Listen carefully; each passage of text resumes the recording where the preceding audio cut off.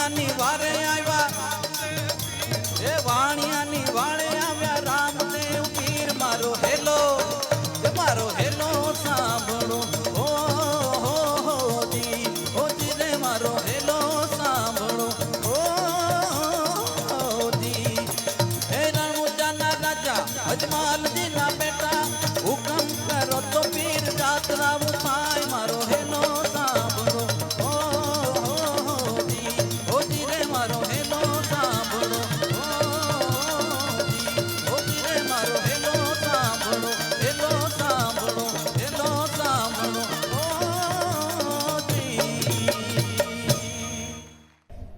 નમસ્કાર, હું છું પ્રતીક ગાંધી અને કલ આજ ઓર કલ કાર્યક્રમમાં આપ સૌનું હાર્દિક સ્વાગત કરું છું. કલ આજ ઓર કલ કાર્યક્રમનો પહેલો ભાગ આપ સૌએ જોયો જ હશે અને જો ન જોયો હોય, ફરી જોવો હોય કે મિત્રો સુધી પહોંચાડવો હોય તો યુટ્યુબ પર ઉપલબ્ધ છે. કલ આજ ઓર કલ ભાગ 1 ને તમે જેટલો પ્રેમ આપ્યો છે, જેવો પ્રતિસાદ આપ્યો છે, જેવી દાદ આપી છે, એનાથી પ્રેરાઈને અમે એની સિક્વલ બનાવી રહ્યા છીએ અને ભાગ 2, 3 અને 4 આપ સમક્ષ લાવી રહ્યા છીએ.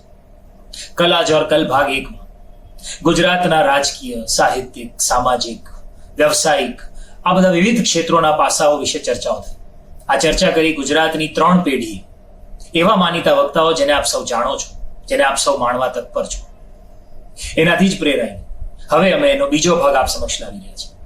આ ભાગ તમે સૌ માણો, જાણો, વાગોળો, વિચારો અને આવનારી પેઢી સુધી પહોંચાડો. અસ્તુ.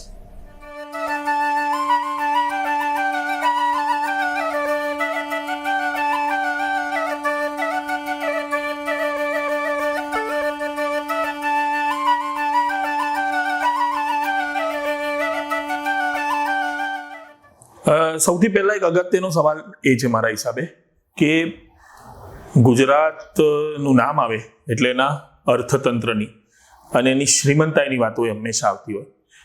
મારો પ્રશ્ન એ છે કે 6 દાયકા એટલે ગુજરાત બન્યું એ પછી આર્થિકની સાથે સાથે ગુજરાતનો સર્વાંગી દરેક દિશામાં જે વિકાસ થવો જોઈએ, સાચા અર્થનો જે વિકાસ થવો જોઈએ એવો વિકાસ થયો છે કે નહીં? એ લાગણીનું ગામ તને યાદ તો હશે, તારો જૂનો મુકામ તને યાદ તો હશે, ચહેરો કદાચ આજ ભલે યાદ હો ન હો, આંખોની એ સલામ તને યાદ તો હશે. આંખોથી સલામ અને પ્રણામ બંને કરું છું અંકિતપૂર્વક ગુજરાતી ભાષા માટે, ગુજરાતી ભાષા સાથે. ગુજરાતના આર્થિક વિકાસની સાથે એનો સર્વાંગી વિકાસ કેવો છે એની વાત કરવી છે ત્યારે આ વિકાસ બાહ્ય પણ છે અને ભીતર પણ છે. કદાચ મને એવું લાગે છે કે બાહ્યની વાત તો આપણે બધા જાણીએ છીએ, આંકડાઓ ઉપર છવાયેલી છે, આંખો ઉપર ઘેરાયેલી છે, પણ ભીતરનો ગુજરાતી ક્યાં છે? ભીતરનો ગુજરાતી પોતાની વિશ્વની બારી ખોલીને આકાશને મુઠ્ઠીમાં લેવાનો પ્રયત્ન કરે છે. આ એ ગુજરાતી છે જે ગુજરાતી હવે આખું વિશ્વ ફરે છે. એના આંગળીના ટેરવે હવે બધું જ ઝળકે છે, છલકે છે અને છતાં એ એનો પોતાનો રહી શકે છે. એને ચોક્કસ પેરિસમાં પાત્રા અને રોમમાં રસપૂરી ખાવા છે, પણ એનો મતલબ એવો સહેજ પણ નથી કે એને માત્ર પાત્રા અને રસપૂરી જ ખાવા છે. એને રોમની સારી વાનગીઓ પણ આસ્વાદવી છે, ચાખવી છે. ગુજરાતનો સર્વાંગી વિકાસ થયો છે દરેક ક્ષેત્રમાં. એમ ભાવક પણ થોડોક અદ્ધર આવ્યો છે, સદ્ધર આવ્યો છે. એના આસનને એણે થોડુંક વધારે એક્સટેન્શન આપ્યું છે, એક્સપાન્ડ કર્યું છે અને એ એની પોતાની મોજથી જીવે છે. એ હવે કોઈને બદલવાનો પ્રયત્ન નથી કરતો. એ જાતે પોતાના સમાધાનો શોધીને એની આવડતને આગળ વધારે છે. ગુજરાતી પાસે એક લાક્ષણિકતા એવી રહી કે એ જેવો છે એવો તો રહે જ છે બધું જ કર્યા પછી, પણ તમે એને બદલવાનો પ્રયત્ન કરો ત્યારે એ તમને પણ વધારે પડતા ગુજરાતી બનાવી નાખે છે. આ ખાસિયત સાથે જ ગુજરાતનો સર્વાંગી વિકાસ સચવાયેલો છે. એકચ્યુઅલી મને એવું લાગે છે કે ખરા અર્થમાં આ સમાજને અલગ અલગ આનું જે ડેવલપમેન્ટ છે કે પ્રોગ્રેસ છે એને અલગ અલગ વિભાજનોમાં ન પાડી દેવા જોઈએ કે જો આર્થિક વિકાસ થયો હોય તો એનો મતલબ એ નથી કે બીજી બાજુ કોઈ બીજા પાસા રહી ગયા હોય. માત્ર આર્થિક વિકાસથી પણ સમાજ આગળ નથી આવતું. ગુજરાતે છેલ્લા 6 દશકમાં કે એની પહેલાં પણ, હું તો કહું છું એક આખી સેન્ચુરીની જો વાત કરીએ તો ઘણી બધી રીતે સમાજને પોતાનું યોગદાન આપ્યો છે. એ શિક્ષણ ક્ષેત્રમાં હોય કે પછી ટેકનોલોજી, સાયન્સ, એન્જિનિયરિંગ ક્ષેત્રમાં ઘણા બધા ક્ષેત્રો છે જ્યાં ગુજરાતે પ્રોગ્રેસ કર્યો છે. એન્ડ એના દાખલાઓ પણ આપણી સામે છે જ. અમદાવાદ હોય કે ગુજરાત હોય, ગુજરાત આખામાં જે પ્રકારની શૈક્ષણિક સંસ્થાઓ છે કે જે પ્રકારનો વિકાસ અપાર્ટ ફ્રોમ ફાઇનાન્શિયલ ગ્રોથ છે એ વાતનો પ્રૂફ છે કે આપણે ફાઇનાન્શિયલ પ્રોસ્પેરિટીની સાથે સાથે સમાજમાં પ્રોસ્પેરિટી આવે એ બાબતની ચોક્કસ આપણે ધ્યાન રાખી જ છે. ગુજરાતનો સર્વાંગી વિકાસ ત્યારે જ થયો કહેવાય કે જ્યારે રાજકીય, સામાજિક, શૈક્ષણિક, બૌદ્ધિક, સ્પિરિચ્યુઅલ આ બધી બાબતોનો ગુજરાતમાં રહેતા તમામ લોકોનો, તમામ જેન્ડરનો એકસાથે વિકાસ થયો હોય તો ગુજરાતનો સર્વાંગી વિકાસ થયો છે આર્થિક સિવાય? ના અને હા. મને એવું લાગે છે કે થયો છે. ઘણી બધી રીતે આપણે બદલાયા છીએ. હમણાં એક સંજય દત્તની એડ, ઘણા વર્ષો જૂની એક એડ વાયરલ થઈ હતી અને અમદાવાદમાં મેં બહુ જ બધા લોકોના ફોનની અંદર અને સોશિયલ મીડિયાની ઉપર એ એડ જોઈ કે જેની અંદર સંજય દત્ત મેચોગીરીની વાત કરે છે ને કહે છે કે મેચોગીરી કોને કહેવાય, કે આપણે શિઝુ જેવા કૂતરાઓ નહીં પાળવા જોઈએ અને આપણે ડોબરમેન જેવા અને બુલડોગ જેવા ડોગ્સ જ રાખવા જોઈએ. આપણે પિંક ને પર્પલ શર્ટ્સ નહીં પહેરવા જોઈએ. The actual colours for men are black and brown and green and blue. આવી ઘણી બધી વસ્તુઓ એની અંદર છે અને એકચ્યુઅલી એ કોઈ લિકર બ્રાન્ડની વોટર બોટલ જે છે એની એડ હતી and I am sure it is about like 15-20 years old ad. હવે everybody was watching that ad. મારી આસપાસ જેટલા પણ ગુજરાતીઓ છે જે બધા જે એડ જોતા હતા એ બધાને એવું લાગતું હતું કે આમાં અંતમાં છે ને સંજય દત્ત એવું કહે છે કે આ બધી માન્યતાઓ ખોટી છે, આપણે આ બધા ટેબુઝને તોડવા જોઈએ. પણ Sanjay Dutt sticks to that idea. અને જેટલી પણ યંગર જનરેશન ઓફ ગુજરાતી મેં જોઈ એ બધાને એવું એક્સપેક્ટેશન હતી કે આનો છેલ્લો ટ્વિસ્ટ આવો આવશે. જ્યારે મેં આ રિએક્શન સાંભળ્યું ત્યારે મને સમજાયું કે આપણે કેટલી બધી જનરેશન્સ બદલાયા છીએ કે ભલે આપણને રોજિંદા એ બદલાવ નથી દેખાતો પણ આપણે કલ્ચરલી બદલાયા છીએ, આપણે રિસ્પેક્ટ ફોર અધર જેન્ડરની રીતે બદલાયા છીએ, આપણે જેન્ડર ઇન્ક્લુઝન માટે બદલાયા છીએ, આપણે સ્ટીરિયોટાઇપ્સની અગેન્સ્ટ બદલાયા છીએ. અને આ કદાચ 1, 2, 3, 4 આજે થયો બદલાવ, કાલે થયો બદલાવ એવી રીતે નથી દેખાતો પણ એ બહુ જ સાયલન્ટ બદલાવ છે કે જેને કારણે થઈને પહેલાં જે વસ્તુઓ આપણને એવું લાગતી હતી કે આવું તો કહેવાય જ ને, એમાંની ઘણી બધી વસ્તુઓમાં હવે આપણને એવો પ્રશ્ન થાય છે કે આવું કહેવાય? કોઈને કાસ્ટના નામે સામસામે કંઈ કહી દેવાય? કોઈની ઇકોનોમિકલ પરિસ્થિતિ કેવી છે, કોઈનો પગાર કેવો છે, આવું કોઈને પૂછી લેવાય કે તમારો પગાર કેટલો છે? અરે તમારું આવડું જ ઘર છે. કોઈને એવું કહી શકાય કે તમે ઊંચા તબકા કે નીચા તબકાના માણસ છો, આવું ઊંચું ને નીચું આવું બોલી શકાય? આવા ઘણા બધા વિચારો ધીરે ધીરે અંડરલેયર્ડ આપણી કરંટ જનરેશનની અંદર આવી રહ્યા છે અને લોકો એના વિશે વધુ અવેર થઈ રહ્યા છે. In MNCs also when people are working there are so many training camps that happen every 3 months or 6 months that tell you કે કઈ વસ્તુઓમાં તમારે સજાગ રહેવું જોઈએ. અને I think all of this is bringing a new Gujarat for us કે જેમાં માત્ર આર્થિક વિકાસ જેવો નથી પણ આપણે માનસિક રીતે, આપણે સમજણની રીતે, સમાજની રીતે આપણે વધુ ને વધુ ઇન્ક્લુઝિવ બનવાનો પ્રયત્ન કરી રહ્યા છીએ with all the political pressures that are pushing us to be more and more separate and divided. I think somewhere the internet and exposure of OTTs and people traveling has developed many more openings, avenues and possibilities. Chandrakant બક્ષીની એક અદ્ભુત line છે કે ઘેટાને ઊન આવે એમ ગુજરાતીને પૈસા આવે. એટલે ગુજરાત અને આર્થિક વિકાસ એ પ્રશ્ન તો ક્યારેય રહેતો જ નથી. સવાલ એ છે કે આર્થિક સાથે ગુજરાતનો સર્વાંગી વિકાસ થઈ રહ્યો છે કે નહીં. તો મને એવું લાગે છે કે છેલ્લા 6 દાયકાની જો આપણે વાત કરીએ, especially when we talk about the institutes, તો બહુ અદ્ભુત ઇન્સ્ટિટ્યુશન્સ એ ગુજરાતમાં ઊભી થયેલી છે, જેમાં તમે જુઓ તો IIM છે, PRL છે, ISRO છે, કમ્યુનિટી સાયન્સ સેન્ટર છે, શ્રેયસ જેવી અદ્ભુત શૈક્ષણિક સંસ્થાઓ છે. તો એ રીતનો વિકાસ એ ચોક્કસ રીતે થયેલો છે. મારું જે ફિલ્ડ છે નાટક, તો એમાં નાટ્યકારો એમનો કદાચ એમ કહેવાય કે અભાવ અથવા ખોટ એ થોડી સાલી છે. પણ તમે જો કવિતાનું વિશ્વ જુઓ તો મને એવું લાગે છે કે ગુજરાતમાં એ કવિતા લખાઈ છે કે જે વિશ્વ સ્તરે બીજે ક્યાંય લખાઈ નથી, અથવા તો વિશ્વના કોઈ પણ સાહિત્યને ટક્કર આપી શકે એવી ગુજરાતમાં કવિતા લખાઈ છે. મરીઝ જેવો એક વર્લ્ડ ક્લાસ શાયર એ આપણે ત્યાં થયેલો છે. છેલ્લા કેટલાક વર્ષોથી આપણે સ્પોર્ટ્સમાં એ પણ ઘણું સારું કરી રહ્યા છે. So there are a lot of areas કે જેની અંદર એ Gujarat is doing very well. આપણે વિકાસના પથ પર છીએ, એમાં કોઈ શંકા નથી.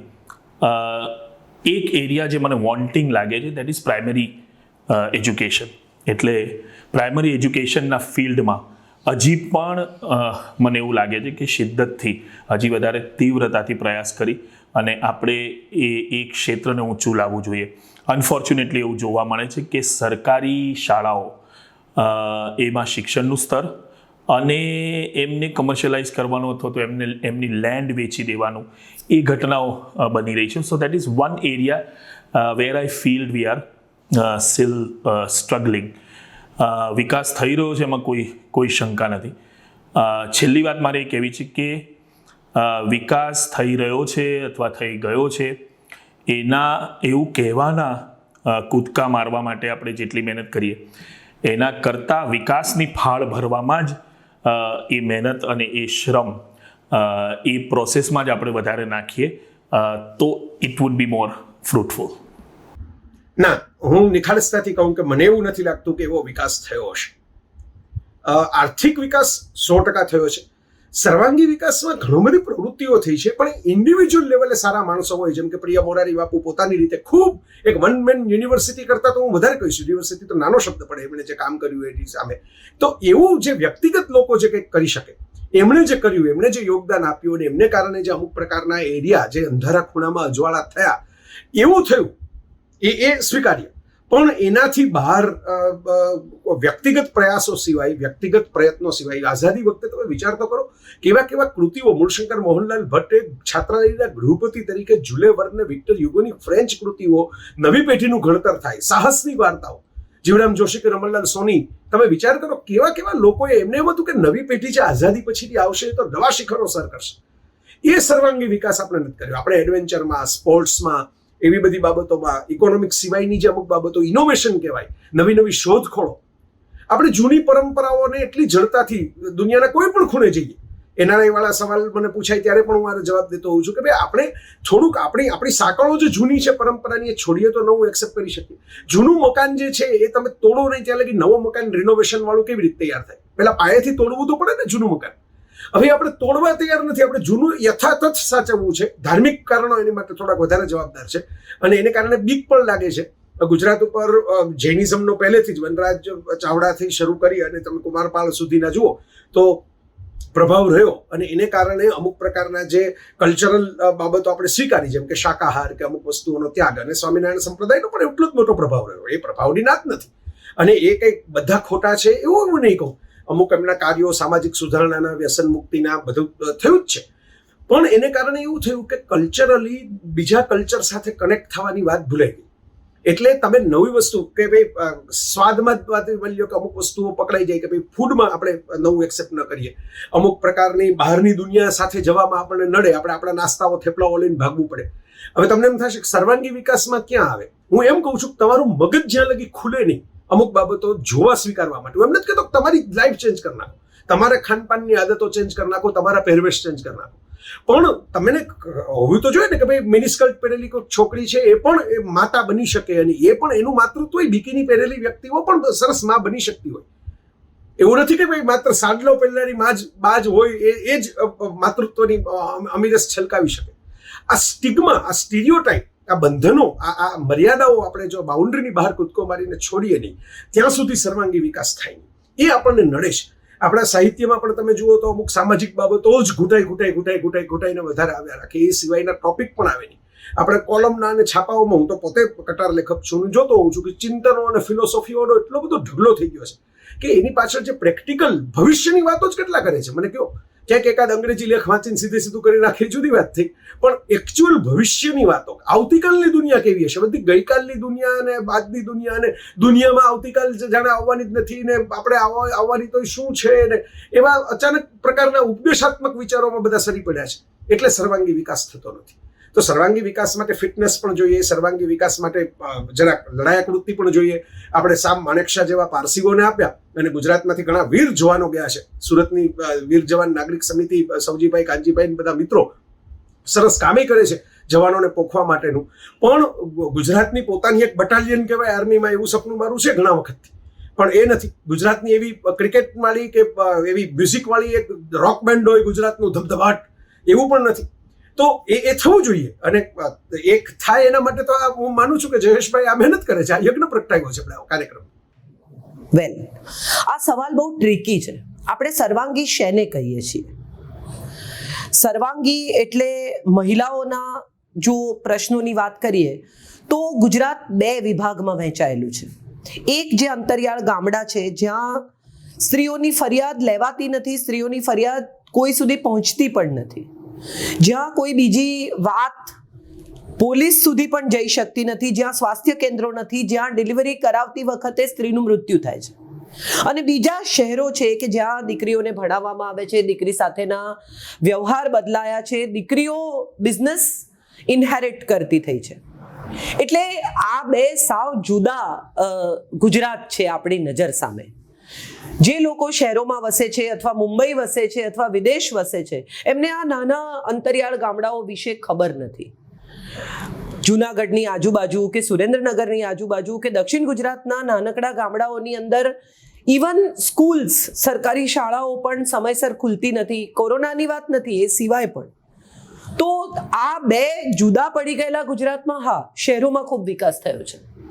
શહેરો જુદી રીતે વિચારતા થયા છે, શહેરોની સ્ત્રીઓ જુદી રીતે કપડાં પહેરતી થઈ છે, એમને જુદા પ્રકારની સ્વતંત્રતા મળતી થઈ છે. પણ ગામડાઓ વધુ ને વધુ પછાત થતા જાય છે, અથવા બી ટાઉન શહેરો છે એમાં માનસિકતા વધુ ને વધુ પછાત થતી જાય છે. લોકો વધુ સંકુચિત થતા જાય છે, વધુ ધાર્મિક રીતે સંકુચિત થતા જાય છે, ધર્માંધતા વધતી જાય છે, અંધશ્રદ્ધા વધતી જાય છે. તમે જુઓ તો અખબારોમાં કેટલા બધા જાહેરાતો હવે આવતી થઈ છે કે વશીકરણ થઈ શકે, ભૂત ભુવા, નજર ઉતારી આપીએ. એટલે આવી જાહેર ખબર જો છાપા છાપી શકે તો મને લાગે છે સર્વાંગી વિકાસ તો ન જ કહી શકાય, એટલીસ્ટ મારી દ્રષ્ટિએ તો ન જ કહી શકાય. રોબર્ટ ગ્રેઝ નામના એક વિખ્યાત અંગ્રેજ લેખક હતા. એમને એક વખત કોઈકે પ્રશ્ન કર્યો કે કવિતા અને પૈસા એ 2 વચ્ચે સંબંધ શું? ત્યારે એમણે કહ્યું હતું કે there is no money in poetry, but there is no poetry in money either. કવિતામાં તો ભલે પૈસો નથી, પણ પૈસામાં તો કવિતા નથી જ. એવી જ રીતે રોબર્ટ કેનેડી, જે અમેરિકાના અટર્ની જનરલ હતા અને ભૂતપૂર્વ રાષ્ટ્રપતિ જ્હોન કેનેડીના નાના ભાઈ હતા, એમણે એક વખત પ્રવચન આપ્યું હતું કેન્સસ યુનિવર્સિટીમાં, જ્યાં એમણે કહ્યું કે ઘણા વખતથી આપણે આપણી પોતાની જે પર્સનલ એક્સલન્સની વાતો છે એ આપણે જતી કરીએ છીએ અને કમ્યુનિટી વેલ્યુઝ જે છે, જે ભેગા થયેલી બધી આખી સમાજની વેલ્યુ છે, એ ભૂલી જઈને ખાલી આપણે મટીરિયલ એક્યુમ્યુલેશન કર્યા કરીએ છીએ. અને પછી એમણે દાખલા આપ્યા કે ગ્રોસ ડોમેસ્ટિક પ્રોડક્ટ એ શું માપે છે? એ તો માપે છે એર પોલ્યુશન, એ માપે છે સિગારેટની જાહેરાતો, એ માપે છે કે આપણે જ્યારે તાળાઓ લઈએ અને જેલ પર લગાવીએ એ તાળાઓની કિંમત, અને જ્યારે આપણે ઝાડ કાપી નાખીએ અને એના ઘર બનાવીએ ત્યારે એની પણ એ લોકો કિંમત માપે છે.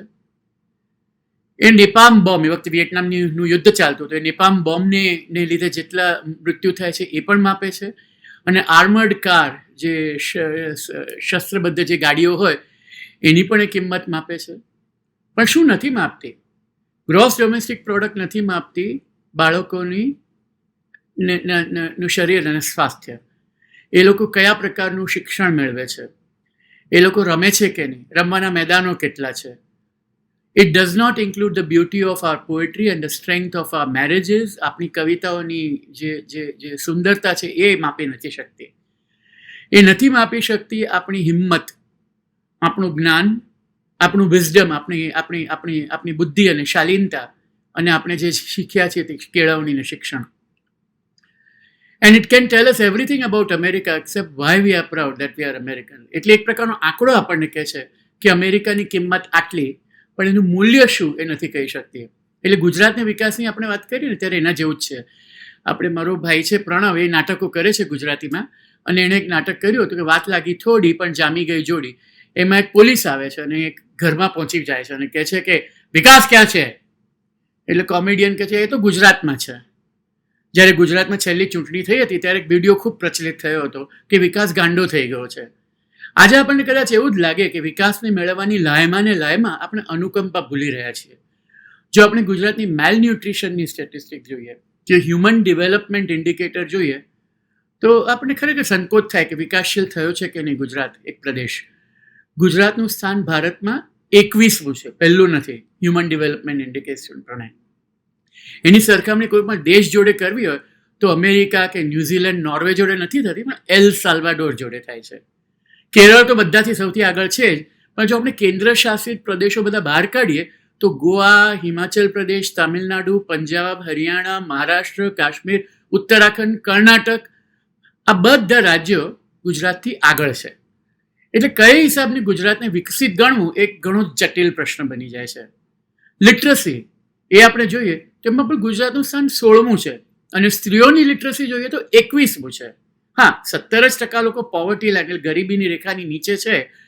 પણ હું સુરેન્દ્રનગરમાં ગયો છું વિચરતા સમુદાય સમર્થન મંચ સાથે મિત્તલબેન પટેલની જોડે, અને ત્યાં મેં જેવી કારમી ગરીબી જોઈ છે, શરમ આવી જાય. એટલે ગુજરાતને આજે એને પોતાના વિશે સ્વાભિમાન લેવા માટે ઘણી વસ્તુઓ છે જ, પણ ઘણી વસ્તુ શરમજનક પણ છે.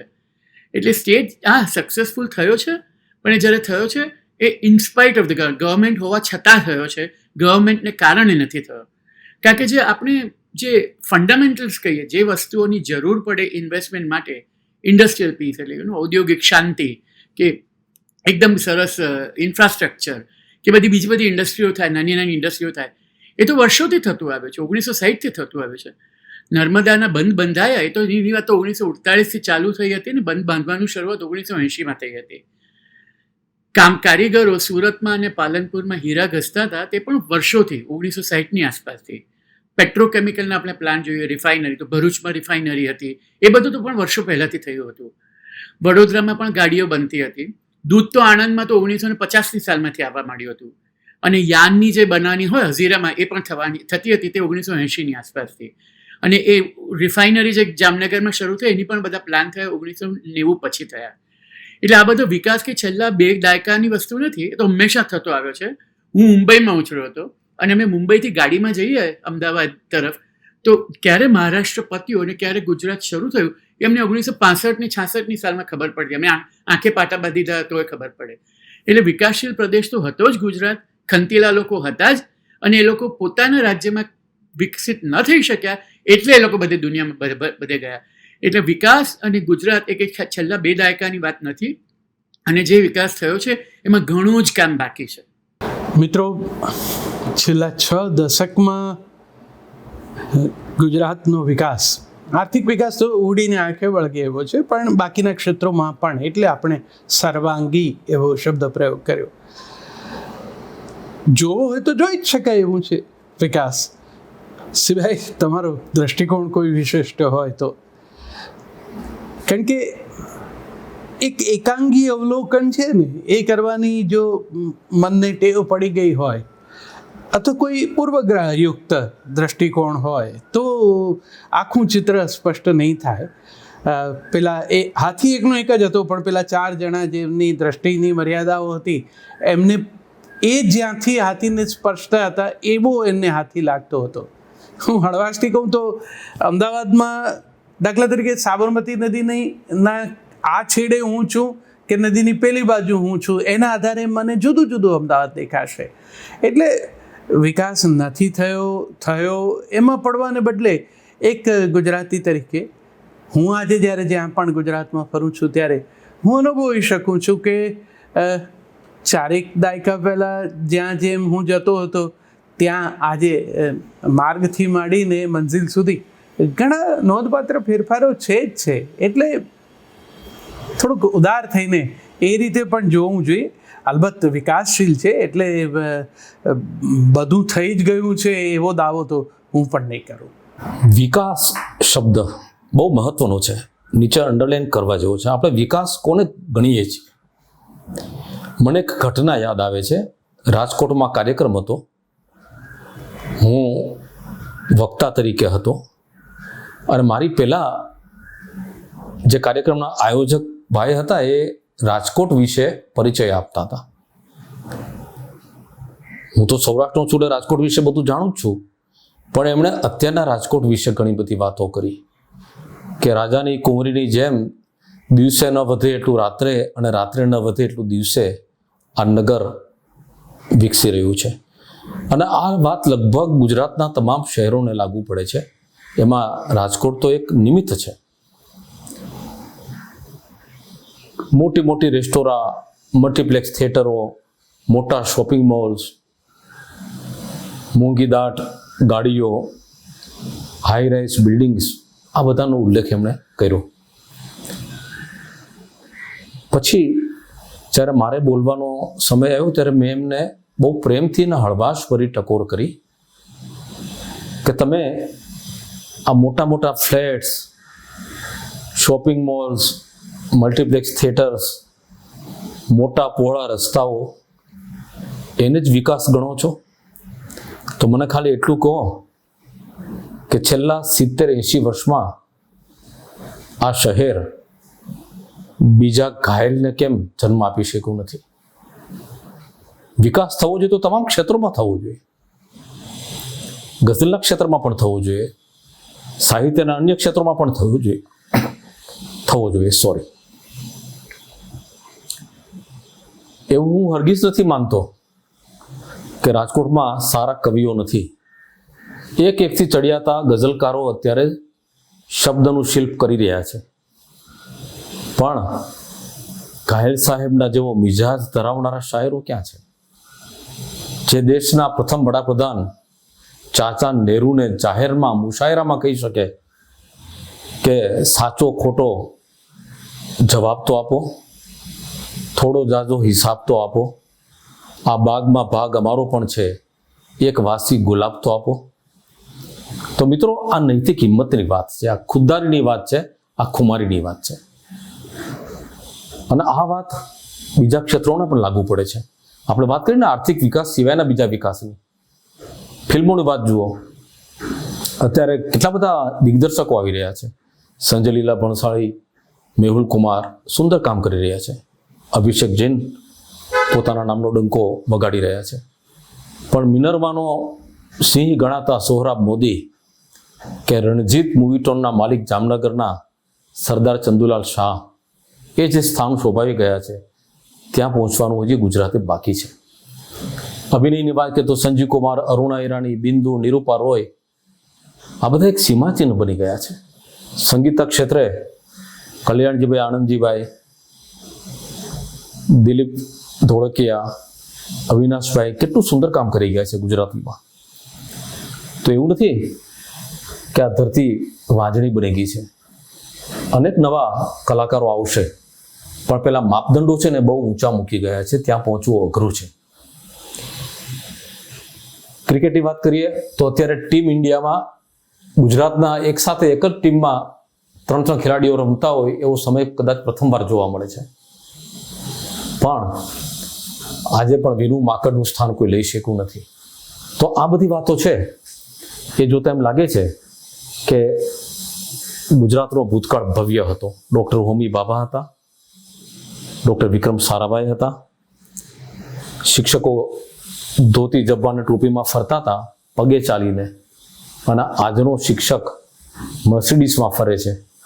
તેણે આર્થિક પ્રગતિ કરી છે, પણ પગે લાગવાનું મન તો પેલા પગે ચાલતા શિક્ષકને થાય છે. એ શિક્ષક અને ગુરુ વચ્ચેનો તફાવત બતાવે છે. યસ, વિકાસ થયો છે. વિકાસને આપણે સહેજ સમજવો પણ પડે. દાખલા તરીકે તમે એક શાળાનું મકાન બાંધો, એ તો ઇન્ફ્રાસ્ટ્રક્ચર થયું, એ તો સગવડ થઈ, પણ એમાં બાળકો બેસે અને ગીત ગાય ત્યારે વિકાસ એક નેક્સ્ટ લેવલ ઉપર પહોંચે છે. એવો વિકાસ કરવા માટે સાર્વત્રિક અને સર્વાંગી પ્રયત્નો કરવા પડે. એટલે ઘણી વખતે શું થાય છે કે બીજા ક્ષેત્રો જે સોફ્ટર પાર્ટ ઓફ હ્યુમેનિટીઝ છે, જ્યાં સાહિત્ય, કલા, નૃત્ય, નાટ્ય, આ બધી વસ્તુઓનો પણ વિકાસ જે રીતે થવો જોઈએ એ રીતે થયો નથી. અને એને લીધે સર્વાંગી વિકાસ આપણને દેખાય નહીં, પણ થઈ રહ્યો છે દરેક ક્ષેત્રમાં. ઇવન ઇન્ફ્રાસ્ટ્રક્ચરમાં આપણે બહુ સારા થયા, પણ ટ્રાફિક સેન્સ આવી, શાળાઓના રૂમ થયા, પણ શિક્ષણ સુધર્યું. તો આ બધું એકસાથે થાય ત્યારે વિકાસ સર્વાંગી અને સાર્વત્રિક બને. અને એ માટે જેમ સરકાર પ્રયત્નશીલ હોય એવી જ રીતે સમાજે પણ બહુ સક્રિયતા દાખવવી પડે. સામાજિક સંસ્થાઓએ આગળ આવવું પડે, સામાજિક સંસ્થાઓએ મહેનત કરવી પડે. અને આ થશે તો વિકાસનો અનુભવ થશે. તમે જે પ્રશ્ન પૂછ્યો એ એટલા માટે સરસ છે કે વિકાસનો અનુભવ પણ થવો જોઈએ. એક રોડ બન્યો, પણ એ રોડ તો બરાબર છે, પણ એમાં કોઈ યુવાન મોટરસાઇકલ લઈને સ્વરોજગારી મેળવીને ગીત ગાતો ગાતો જાય ત્યારે વિકાસ એના એક લોજિકલ સર્કલ પૂરું કરે છે. અને આ થાય એ આપણા માટે ઈચ્છનીય છે. બીજો સવાલ એ છે કે ગુજરાત એ એની મહાજન પરંપરા માટે પણ ઓળખાય છે. અને આ પરંપરા એટલે કે આપણા જે શ્રેષ્ઠીઓ, જે ધનવાનો હતા, એ એમના ધનનો ઉપયોગ એ સમાજને શ્રીમંત કરવા માટે પણ કરતા. બહુ અદ્ભુત પ્રકારની વસ્તુઓને એ લોકો ફેલિસિટેટ કરતા. મારો સવાલ એ છે કે આજના જે ધનવાનો, આજના જે શ્રેષ્ઠીઓ, આજના જે ઉદ્યોગપતિઓ છે, શું તમને એવું લાગે છે કે એ લોકો પણ પોતાના ધનનો ઉપયોગ એ એક વ્યાપક સમાજના ઉત્થાન માટે કરી રહ્યા છે? આ વાત માનવી રહી કે જેટલા યોગદાનની અપેક્ષા છે એ કદાચ એનાથી ઓછી રહી છે. અને ગુજરાતે ઇકોનોમિકલી, ફાઇનાન્શિયલી ઘણું પ્રોગ્રેસ કર્યું છે, પણ બીજા ક્ષેત્રમાં આ જ પ્રોગ્રેસનો જે યોગદાન છે એ ઓછું રહ્યું હોય એવું આપણને સતત લાગ્યા કરે છે. પણ આનું મૂળ કારણ માત્ર ને માત્ર ફાઇનાન્શિયલ પ્રોસ્પેરિટી અથવા તો ઇગ્નોરન્સ ન કહી શકાય. કારણ કે ક્યાંક ને ક્યાંક એડ્યુકેશનના લેવલે અથવા તો સમાજના પાયામાં આ વસ્તુ લોકો સુધી પહોંચાડવી, કે લોકો સુધી કહેવી કે આ રિસ્પોન્સિબલ સિટીઝનશીપની જે વાત છે એ લોકોને એમના સંસ્કારોમાં, એમના શિક્ષણમાં જ્યાં સુધી નહીં આવે ત્યાં સુધી મને એવું લાગે છે કે ગુજરાત શું, ભારત આખામાં શું કે વિશ્વભરમાં જો એક સજાગતા ગ્લોબલ સિટીઝનશીપ પ્રત્યેની, કે તમે જ્યાં રહો છો ત્યાંની એક ઇકોસિસ્ટમની અને એક કો એક્ઝિસ્ટન્સની વાત જ્યાં સુધી કરવામાં નહીં આવે ત્યાં સુધી it is going to be difficult.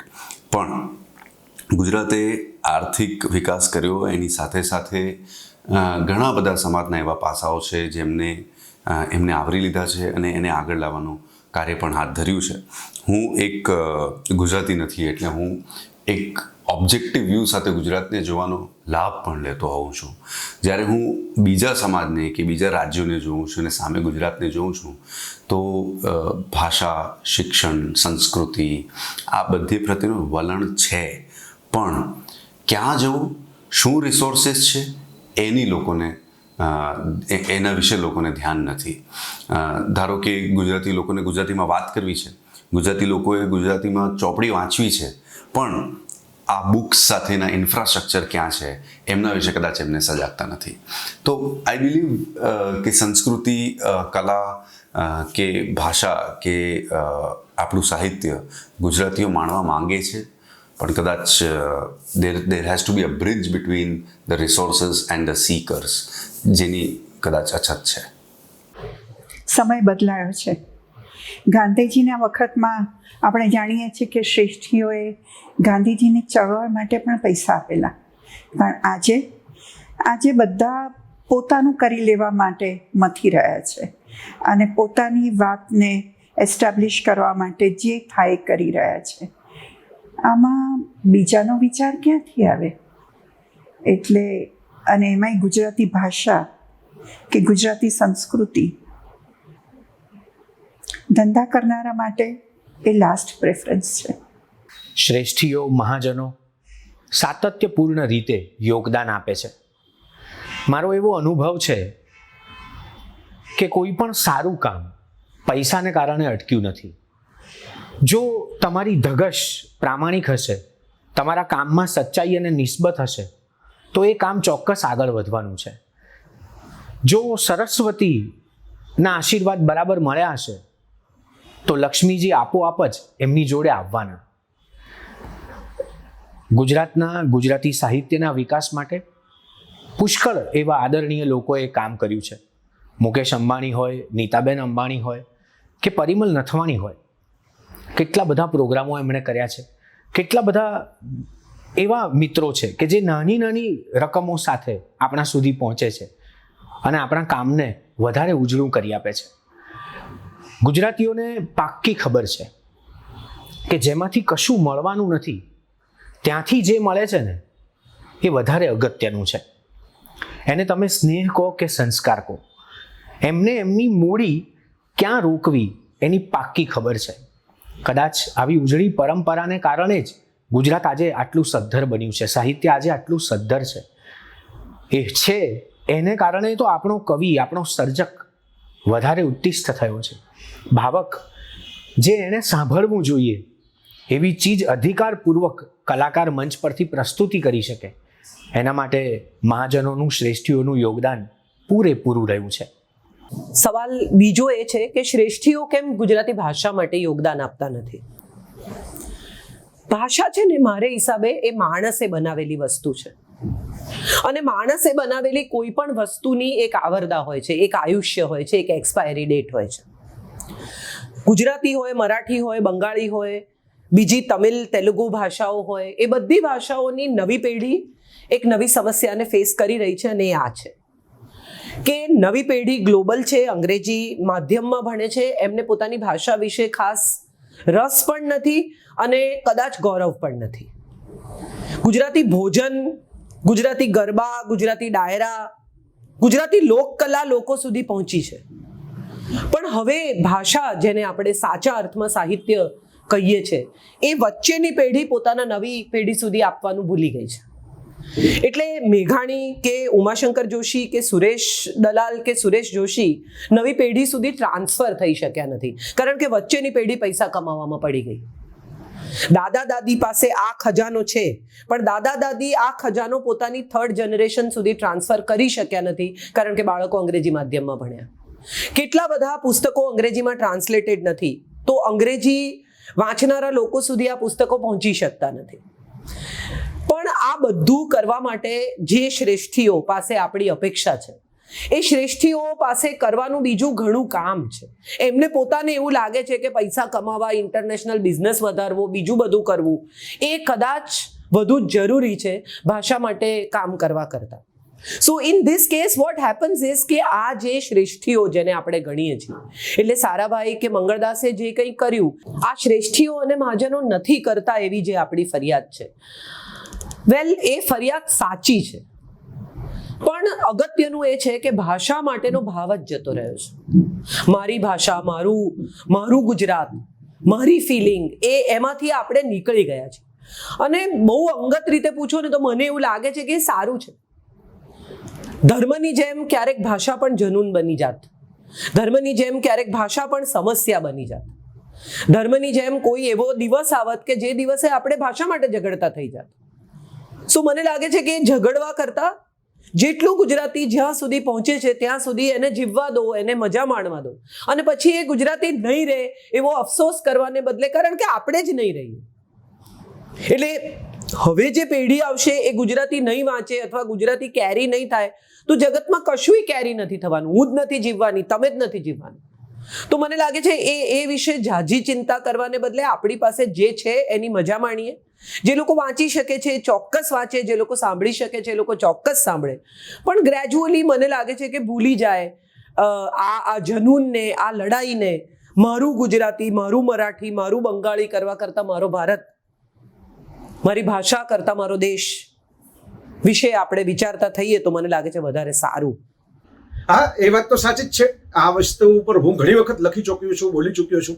Gujarati ભાષા છે ને, એના માટે સાદી સીધી એક વાત કરું. અત્યારે ગુજરાતીમાં જોડણીની જે અરાજકતા છે, શબ્દોના અર્થ લોકોને ખબર નથી પડતા, એના માટે કેટલાક ઓનલાઈન કોર્સ, જૂના જે કોર્સ હતા એને ડિજિટલ કરીને મૂકી દીધા છે.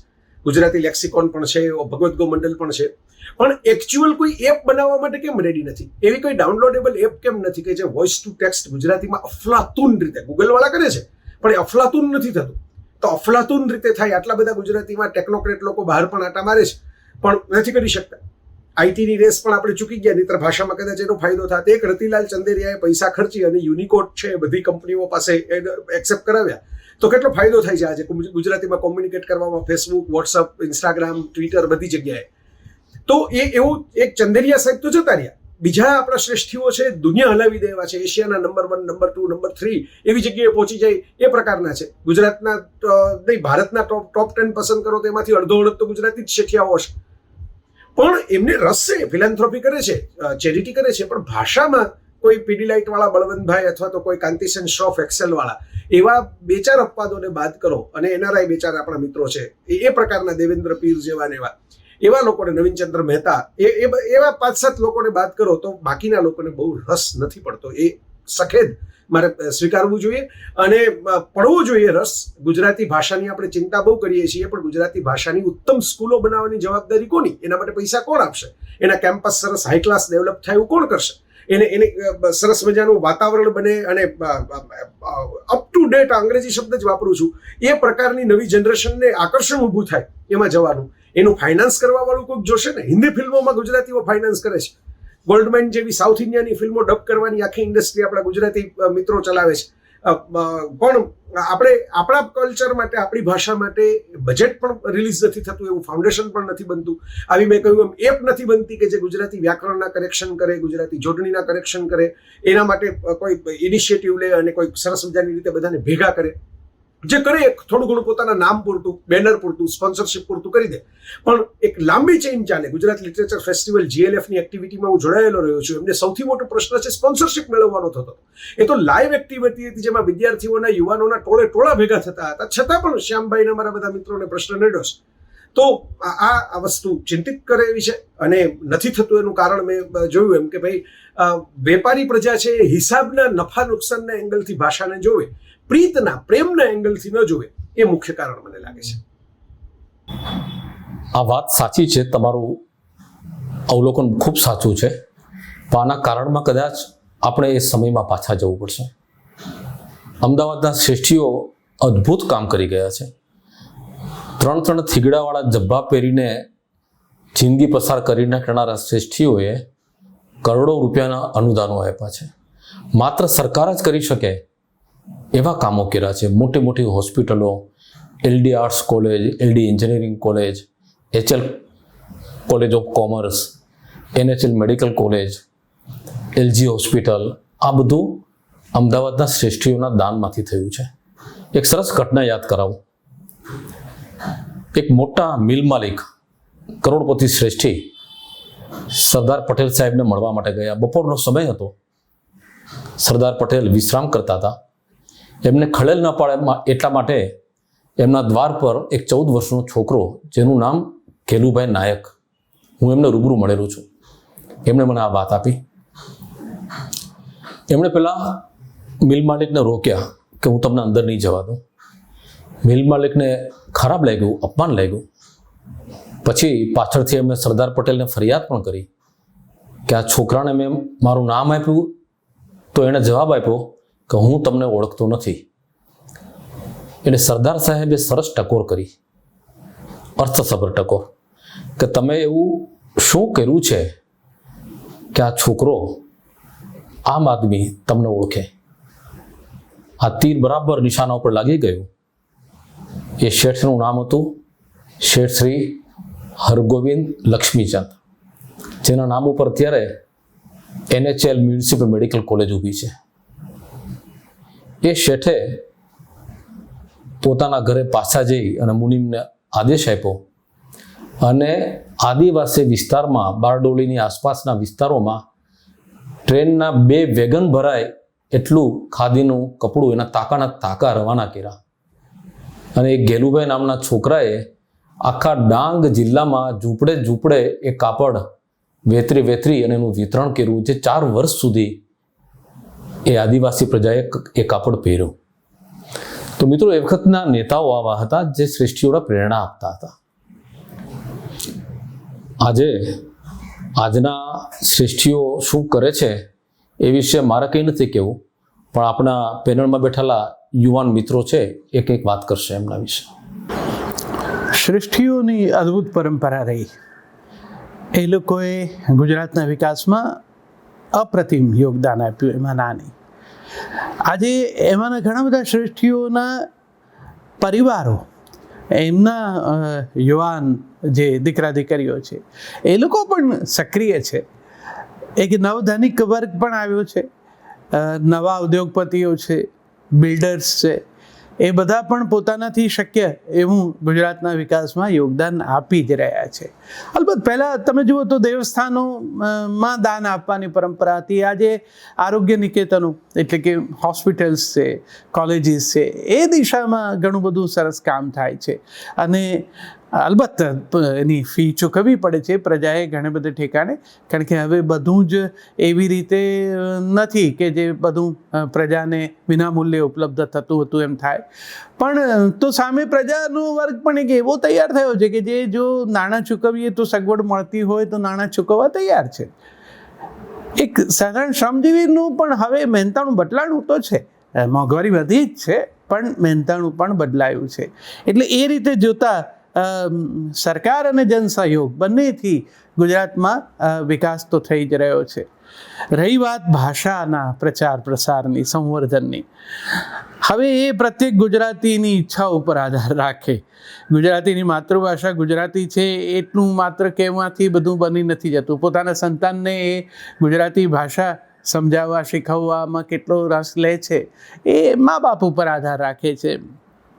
હવે લગભગ વ્યવસાય સાથે ભાષાને ની જરૂરિયાતને જોડી દીધી છે. એટલે ઘણા બધાને એમ લાગે છે કે ગુજરાતી એકલું જાણવાથી કદાચ કંઈ ન વળે, કદાચ ભવિષ્યમાં પરદેશ જવું હોય તો પણ મુશ્કેલી પડે. વાસ્તવિકતા છે, એનો સ્વીકાર કરવો જોઈએ. પણ ભાષાને, કોઈ એક ભાષાને બીજી ભાષા સાથે અંતર નથી એવી રીતે જોવી જોઈએ, કારણ કે ભાષા પ્રવાહમાન છે. આપણી ગુજરાતી ભાષામાં તમે જો પંડિત યુગના જે સાક્ષરો હતા ને, એ લોકો બધા અંગ્રેજી માધ્યમોમાં ભણ્યા, અંગ્રેજી ખૂબ ભણ્યા અને અંગ્રેજી સાહિત્યથી એમની પ્રજ્ઞા બરોબર પુરસ્કૃત હતી. તો એવા સમયમાં પણ આપણી પાસે ભદ્રમભદ્ર દ્વારા રમણભાઈએ એક ઉદાહરણ પૂરું પાડ્યું કે ભાઈ ગાંઠ પણ નહીં રાખતા ભાષાનું, કે જેથી ગુજરાતી તો ગુજરાતી જ પછી સમજાય નહીં એવું પણ ગુજરાતી. હવે રેલવે સ્ટેશન છે, એને અગ્નિરથ વિરામ સ્થાન એમ કહેવાથી શું વળવાનું. અને તમે સહેજ વિચારશો તો તમને ખબર પડશે કે ઘણા બધા શબ્દો ત્યારેય બીજી ભાષાના આપણે ત્યાં હતા, લખાતા હતા આપણી રીતે. તમે બોર્ડ ઉપર રેસ્ટોરન્ટ એવું વાંચ્યું છે, સલૂન એવું વાંચ્યું છે, તમને ખબર છે કે રેસ્ટોરાં છે, સલોન છે, પણ આપણે એનું ગુજરાતી કરીને લખ્યું. પણ અંગ્રેજી જાણનારાઓ, અંગ્રેજીમાં જ કામ કરનારાઓ છે, એ લોકો આજે પણ રામ અને યોગા બોલે છે. એ લોકો રામ અને યોગ બોલવામાં એમનું કદાચ એમને બહુ નથી અનુકૂળ આવતું. તો ભાષા જીવંત છે, પ્રવાહમાન છે, એમાં આવા ફેરફાર આવ્યા જ કરવાના. અમારા ઘરે કામ કરનારા જે છોકરાઓ રાજસ્થાનના છે, એ લોકોને કેટલા બધા અંગ્રેજી શબ્દો ખબર છે. એમના ઘેર એ નથી સાધનો, એમના ઘેર ગીઝર નથી, એને ટમ્બલર નથી, પણ તમે એને કહો કે ટમ્બલર તો એ ટમ્બલર જ આપે છે. તો કેટલા શબ્દો એ સાંભળીને શીખી ગયા છે. ભાષક શીખી જ જાય. તમે વડીલ હશે ઘરમાં તો પેલા ઉત્તર ભારતથી આવેલા માળીને ગુજરાતી હિન્દીમાં કહેતા જ હોય છે ને કે કુંડા મેં પાણી રેડના, તો માળીને ખબર પડે છે કે એણે શું કરવાનું છે. અને બા જ્યારે પાછા અમેરિકા જવાના હોય છે ત્યારે ત્યાં ઇમિગ્રેશન ઓફિસર સાથે કેવી ધડ કરે છે, એ 6 months સન બેબી સ્ટે એમ કરીને કહી દે છે કે છોકરાને ઘેર છોકરું છે ને 6 મહિના રહેવાની જ છું. તો ભાષાનું મૂળ કામ તો કોમ્યુનિકેશનનું છે, એ કામ તો થાય જ છે. પણ અલબત્ત શુદ્ધ સ્વરૂપમાં ગુજરાતી બોલાય, સચવાય તો એ આપણા બધાનો આનંદ તો છે જ. બાકી તો પેલી જાણીતી ઉક્તિ છે જ, ભાષાને શું વળગે ભૂર, જે રણમાં જીતે તે શૂર. શ્રીમંતોએ શું કરવું જોઈએ? તો એ માટે આપણે ગાંધીજીએ એક બહુ સરસ વાત કહી હતી, ટ્રસ્ટીશિપ. એટલે શ્રીમંતો એ શ્રીમંત થયા એમાં કશું ખોટું નથી, પૈસા કમાવા એ કંઈ ખરાબ વાત નથી બિલકુલ, પણ એનું તમે શું કરો છો એનો ઉપયોગ, અને એ તમે જે લો છો, જે પોતાની તમારી સમૃદ્ધિ પેદા કરો છો, એના પછી તમે શું પગલાં લો છો એના પર આધાર છે. પણ ગાંધીજીના જમાનામાં જ્યારે જે બધા ઘણા શ્રીમંત હતા, સારાભાઈ કુટુંબ હતું, લાલભાઈ કુટુંબ હતું, કે પછી આમ ટાટાને આપણે જોઈએ તો એમને ટાટાને પણ જોઈએ, કે પછી આપણે ગુજરાતી કોણ, એટલે ગુજરાતી ભાષા બોલનારી પ્રજા થઈ, રાઈટ, એટલે તો અઝીમ પ્રેમજીની પણ વાત કરવી જોઈએ. એટલે એ આપણે જો બધું એક સર્વાંગી રીતે આપણે જોઈએ આખું, તો આપણને ખબર પડે છે કે હજુ ઘણા જ ગુજરાતી શ્રીમંત લોકો છે, એ લોકો ઘણું જ પ્રજા માટે કરી રહ્યા છે. પણ આ માટે જો લાંબા ગાળાનો પરિપ્રેક્ષ્ય, હમણાં જ મેં એક ટાટા કુટુંબ પર એક ચોપડી વાંચી, અને એક મિર્ચિયા રાયનાઉ કરીને એક અમેરિકન પ્રાધ્યાપક છે, એમણે લખી છે, અને એમાં ઘણું સરસ જાણવા મળે છે કે ટાટાએ શું કર્યું કે પોતે જે એ લોકોએ પોતાની ફિલાન્થ્રફી કરવી હતી, એ માટે એમણે દેશને શેની જરૂર છે એનું એમણે એક એનાલિસિસ કરી, અને એની જોડે એમણે પોતાની જે બધી જે એ લોકોએ ઇનિશિયેટિવ્સ કરવા હતા એ કર્યા. અને એટલે આપણને મળ્યું Tata institute of fundamental research, Tata institute of social sciences, national centre for the performing arts, આ બધી સંસ્થા મળી. સારાભાઈ કુટુંબે અમદાવાદમાં જે કર્યું, ફિઝિકલ રિસર્ચ લેબોરેટરી, CEPT ને એ બધી જે, અને કેલિકો મ્યુઝિયમ, એટલે એક પ્રકારનું દેશની સંસ્કૃતિ માટે એ લોકોએ ઘણું કરતા હતા એ વખતે. અને એવું શક્ય છે કે આજકાલ ઘણા લોકો ફિલાન્થ્રોપીને ચેરિટીની દ્રષ્ટિએ જુએ છે. એટલે ચેરિટી એટલે શું કે આ મહામારી થઈ એટલે લોકોને જમવાનું મળવું જોઈએ, કે ઓક્સિજન મળવું, એ બધું કામની વસ્તુઓ છે. કારણ કે એમાં સરકાર ફેલ થઈ છે, સરકાર અસફળ રહી છે, એટલે શ્રીમંતોએ આ કરવું પડે છે. એટલે એ વસ્તુ તો આપણે યાદ રાખવી જ રહી. પણ એ માટે સૌથી અગત્યની વસ્તુ છે એક લાંબા ગાળાને પરિપ્રેક્ષ્ય કેળવવાની. એટલે શિક્ષણ અને શરીર સ્વાસ્થ્ય, એ વસ્તુઓ માટે જો ઉદ્યોગપતિઓ ધ્યાન આપે, એમાં ઉદ્યોગપતિઓનો પોતાનો જ સ્વાર્થ છે. કારણ કે જો સુશિક્ષિત એક પ્રજા ઉદ્ભવી શકશે, કે જો લોકોની તબિયત સારી હશે, તો જ એ લોકોને કામ કરવાવાળા લોકો હોય, જે લોકોને એમ લોકો એમ્પ્લોય કરવા હોય ફ્યુચરમાં, ભવિષ્યમાં, એ લોકો પાસે એ લોકો સજ્જ હશે એ માટે. અને એ માટે અગત્યનું છે. એટલે એ લોકોનો આખો જે પરિપ્રેક્ષ્ય હોય, એમાં એ લોકો અસમાનતા પર ધ્યાન આપવાની જરૂર છે, આર્થિક વિષમતા પર ધ્યાન આપવાની જરૂર છે, અને સૌથી અગત્યનું છે કે ગુજરાતી માધ્યમની શાળાઓ પર વિચાર કરવાની જરૂર છે. મેં હમણાં જ એક સ્ટેટિસ્ટિક વાંચી કે 2014ની સાલમાં અમદાવાદમાં 303 ગુજરાતી માધ્યમની શાળાઓ હતી, આજે 243 રહી છે. એટલે 60 શાળાઓ ઓછી થઈ છે. એટલે જે ભાષાને આપણે માન આપવાનું કહીએ છીએ, જે ભાષા માટે આપણે શ્રીમંતોને, ઉદ્યોગપતિઓને કામ કરવા માટે વધારે કરીએ છીએ, કે આપણે એમ કહીએ છીએ કે એ લોકો વધારે એને માટે ડોનેશન કરે કે કોન્ટ્રીબ્યુટ કરે, એ ભાષા શીખવાતી જ નથી. એટલે એ જાતની જે તકલીફ ઊભી થઈ છે, એનો સામનો કરવો જ પડશે. અને એ માટે જે કંઈ કરી શકે, જ્યાં જૂના જમાનામાં કુમાર હતું, પરબ મેગેઝિન છે, એતત છે, ઉહાપો છે, એ બધા મેગેઝિનો ચાલી શકતા હતા. એનું કારણ કે એની પાછળ એક બહુ જ સજ્જડ સપોર્ટ મળતો હતો શ્રીમંતો તરફથી. એટલે એ પ્રકારની આઉટલુક ફરીથી કેળવવાની જરૂર છે. એમાં કોઈ શંકા નથી કે એક જમાનો એવો હતો કે જેમાં ગુજરાતે પોતાની મહાજન સંસ્કૃતિ પર બહુ ગૌરવ લઈ શકે એમ હતું. અને એ સંસ્કૃતિ એ હતી કે સમાજનો જે ધનિક છે, જે ધનાઢ્ય છે, એ સમાજના ઉત્થાનમાં પોતાની રીતનો ફાળો આપતો હતો.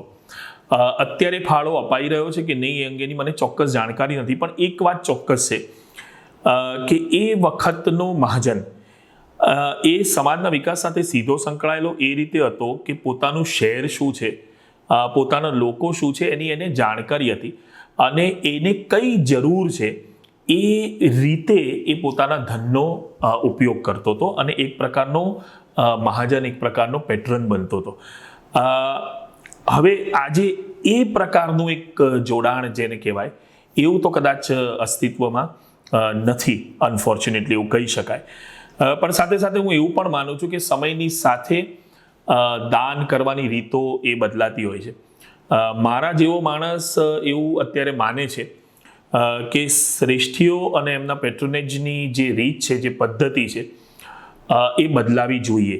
જેમ કે હું મારા પોતાના ફિલ્ડની વાત કરું તો હું ઘણા વખતથી કહું છું કે બંગાળી પ્રેક્ષક જે છે, કે મહારાષ્ટ્રીયન પ્રેક્ષક જે છે, એવો જ અદ્ભુત ગુજરાતી પ્રેક્ષક છે જ્યાં સુધી નાટકનો સવાલ આવે છે.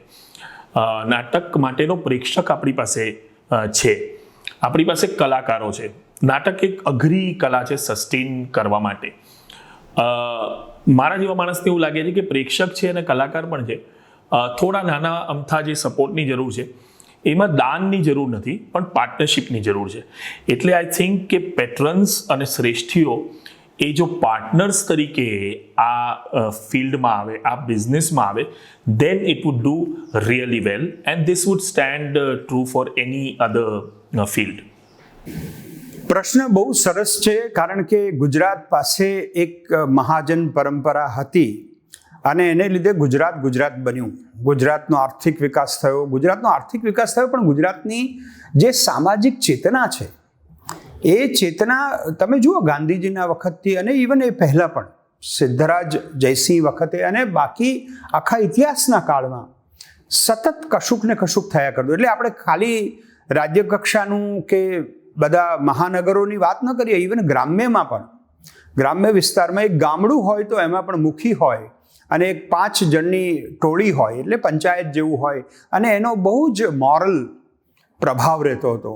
અને એમ ગુજરાત એક શાંત, એકબીજા સાથે સુમેળ ભર્યા વાતાવરણમાં રહેવાવાળું એક વાઇબ્રન્ટ સમાજનું યુનિટ હતું. એની સામે આજે કશુંક બધું જોવા જઈએ તો વેરવિખેર છે. આ પ્રશ્નમાં 2 વસ્તુ છે, એક બાજુ પ્રજા અને બીજી બાજુ ભાષા. તો પ્રજાને પણ પ્રજાની જે વિશેષતાઓ છે, સેવા ભાવના છે, એવરેજ ગુજરાતીને કોકના માટે કંઈક કરવું છે, અને બીજી તરફ ધર્મપરાયણતા છે. પણ ધર્મપરાયણતામાં કોઈ જનોની વાત નથી, સંપ્રદાયો ખૂબ હોય, પણ ગુજરાતમાં કોઈ દિવસ સંપ્રદાય માટે એકદમ જડતા નહોતી અને નથી. પણ એને સામાજિક નેતૃત્વએ, એને સામાજિક ચેતનાની કક્ષાએ લઈ જઈને નૈતિકતાનું એક સંવાદભર્યું વાતાવરણ સમાજમાં ઊભું કરવું જોઈએ. ભાષા માટેની ઉદાસીનતા તો એટલી બધી છે. મને કહેવા દો કે આપણે એવું સમજવું પડે, આપણા બાળકોને એક ભાષાભિમાન આપવું જોઈએ કે ગુજરાતી મારી માં છે, હિન્દી મારી માસી છે, સંસ્કૃત મારી દાદીમાં છે, અને અંગ્રેજી મારા પાડોશમાં રહેતી વિદેશી વિદુષી રૂપાળી નારી છે.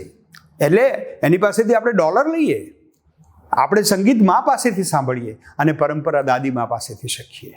એટલે પરંપરા અને આ બધું એક સાથે, પરંપરા, સંગીત અને આર્થિક વિકાસ, આ 3નો સુમેળ કરતું એક જનજીવન એવું ઊભું થાય, એ માટે જેને સોશિયલ લીડરશિપ કહેવાય એવી લીડરશિપે કામ કરવું પડે ગ્રાસરૂટ લેવલથી. હું બહુ સ્ટ્રોંગલી માનું છું કે સારાભાઈએ જે કર્યું, કે મંગલદાસે જે કર્યું, અથવા તો હઠીસિંગે જે કર્યું, આપણી પાસે જનરેશન્સ એન્ડ જનરેશન્સ ઓફ શ્રેષ્ઠી ફેમિલીઝ એવા અમદાવાદમાં તો રહ્યા છે કે જેણે ખૂબ બધું કર્યું હોય અમદાવાદના સર્વાંગી વિકાસ માટે.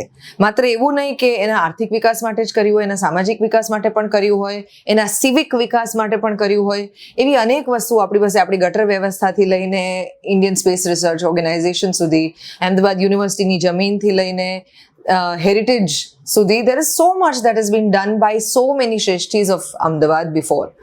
અને રિસન્ટ ટાઈમની અંદર જ્યારે કોઈ પણ બ્રેન્ડ આવું કંઈ પણ કરે છે ત્યારે એને અંડર CSR કેટલા બેનિફિટ્સ મળે છે એવી રીતે કરવામાં આવતું હોય એ કદાચ શક્ય છે, પણ બાકી એક જેન્યુઇન એવી એફર્ટ કે સોસાયટીને આવનારા 400 વર્ષમાં કે 500 વર્ષમાં આ વસ્તુ મદદ કરે એવા વિઝન સાથે, જેમની પાસે ખરેખર એવી મૂડી છે, એ લોકો શું ખરેખર કંઈ કરે છે, આ પ્રશ્ન મારો પણ છે. અને મને જો કરતા હોય તો મને એવું લાગે છે કે હજી ઘણું બધું એવું છે કે જે એ પોતાના જ ગુજરાતીઓના ઇતિહાસમાંથી જોઈને શીખી શકે કે શું શું કરી શકાય. ગુજરાતની વાત કરીને ગાંધીજીની વાત ન થાય એવું બને નહીં. એટલે એક સવાલ કે ગુજરાતના કલ્ચર અને ખાસ કરીને સાહિત્ય પર મહાત્મા ગાંધીનો પ્રભાવ કેટલો? ગુજરાતી સાહિત્યમાં ગાંધીજીનો પ્રભાવ કેટલો? ગુજરાતી સાહિત્યમાં ગાંધીજીના વેલ્યુ સિસ્ટમનો પ્રભાવ ઘણો મોટો છે. આજે પણ સાહિત્યમાં નવા લેખકો અન્યાયની, લડતની, અસમાનતાની વાતો લઈને આવે છે અને એટલા જોરથી લઈને આવે છે, એટલી બળપૂર્વક કરે છે જેટલી ગાંધીજીએ અંગ્રેજો સામેની લડાઈમાં કરી હતી એટલી. ખરેખર ગુજરાતી સાહિત્ય વિશે મારે વાત ન કરવી જોઈએ, કારણ કે મેં એટલું બધું વાંચ્યું નથી. હું હજી વાંચી રહ્યો છું. આઈ એમ અ સીકર જે ગુજરાતી સાહિત્ય વાંચવા માંગે છે. અને સાહિત્ય કૃતિમાં પણ ગાંધીજીનો ઉલ્લેખ ઘણા બધા સાહિત્યકારોએ કર્યો છે. ગાંધીજી પોતાનો જે સાહિત્ય છે, એમનું પોતાનું સાહિત્ય જે છે, એમાંથી ઘણું બધું શીખવા જેવું છે. એમને ઘણું બધું યોગદાન એ રીતે પણ આપ્યું છે. પણ મને લાગે છે કે આ બાબતે હું જો વાત ન કરું તો યોગ્ય રહેશે, કારણ કે મારું અન્ડરસ્ટેન્ડિંગ આટલું ડીપ નથી અને મારું રીડિંગ પણ એટલું ડીપ નથી. ગાંધીજીનો પ્રભાવ ગુજરાતી સાહિત્યમાં કેટલો? એક વાક્યમાં કહું, ગાંધીજીને કારણે ગામડામાં સાહિત્ય ગયું અને સાહિત્યમાં ગામડું પ્રવેશ્યું. ગાંધી યુગ આખો ગુજરાતી સાહિત્યમાં છવાયેલો, ઘેરાયેલો, વરસેલો રહ્યો. કોશીઓ પણ સમજી શકે એવી ભાષામાં વાત કરવી, નાનો માણસ પણ સમજી શકે એવું સાહિત્ય લખવું, એવું ગાંધીજીએ કહ્યું. સૌનું હિત કરે તે સાહિત્ય, એની વ્યાખ્યાનું સરળીકરણ ગાંધીજીએ કરી આપ્યું. ઉમાશંકર જોશી, સુંદરમ, આ બાજુ પન્નાલાલ પટેલ, આખું ગુજરાતી સાહિત્ય ગાંધી યુગથી ઘેરાયેલું રહ્યું. ક્યાં કેટલાના નામ આપું. કેટલા કવિઓએ ગાંધીજીના પ્રભાવ હેઠળ કાવ્યો લખ્યા, ગાંધીજીની વિચારધારા હેઠળ સાહિત્ય રચાયું.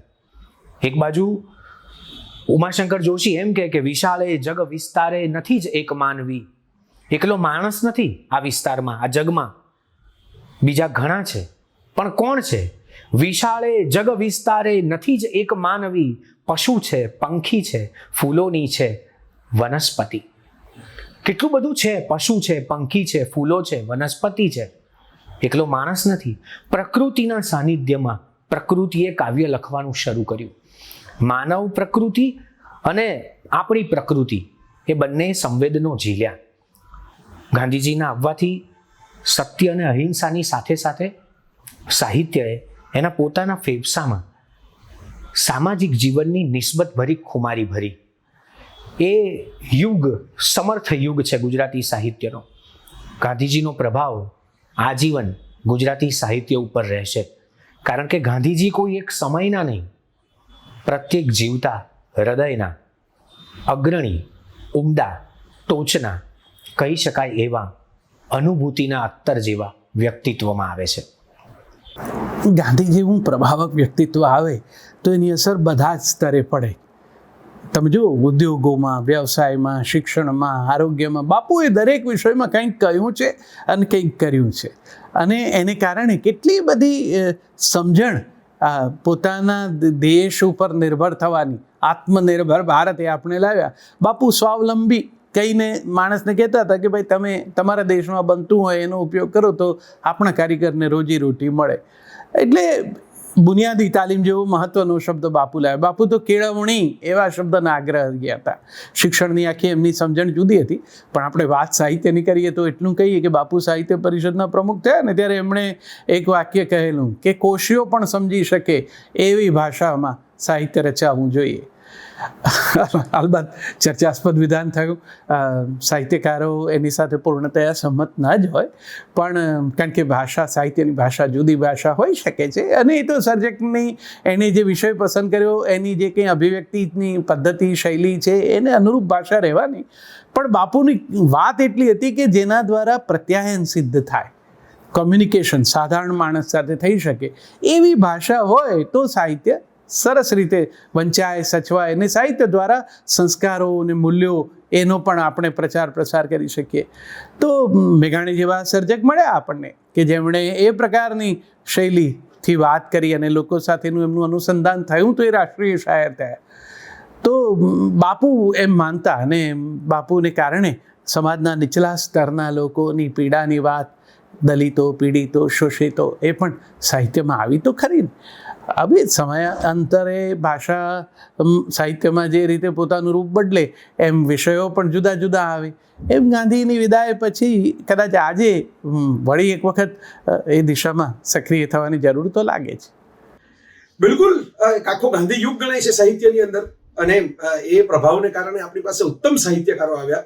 શ્રેષ્ઠ સાહિત્ય જે છેલ્લા એક સદીની અંદર ગુજરાતીનું કહેવાય એ સમયમાં સર્જાયું.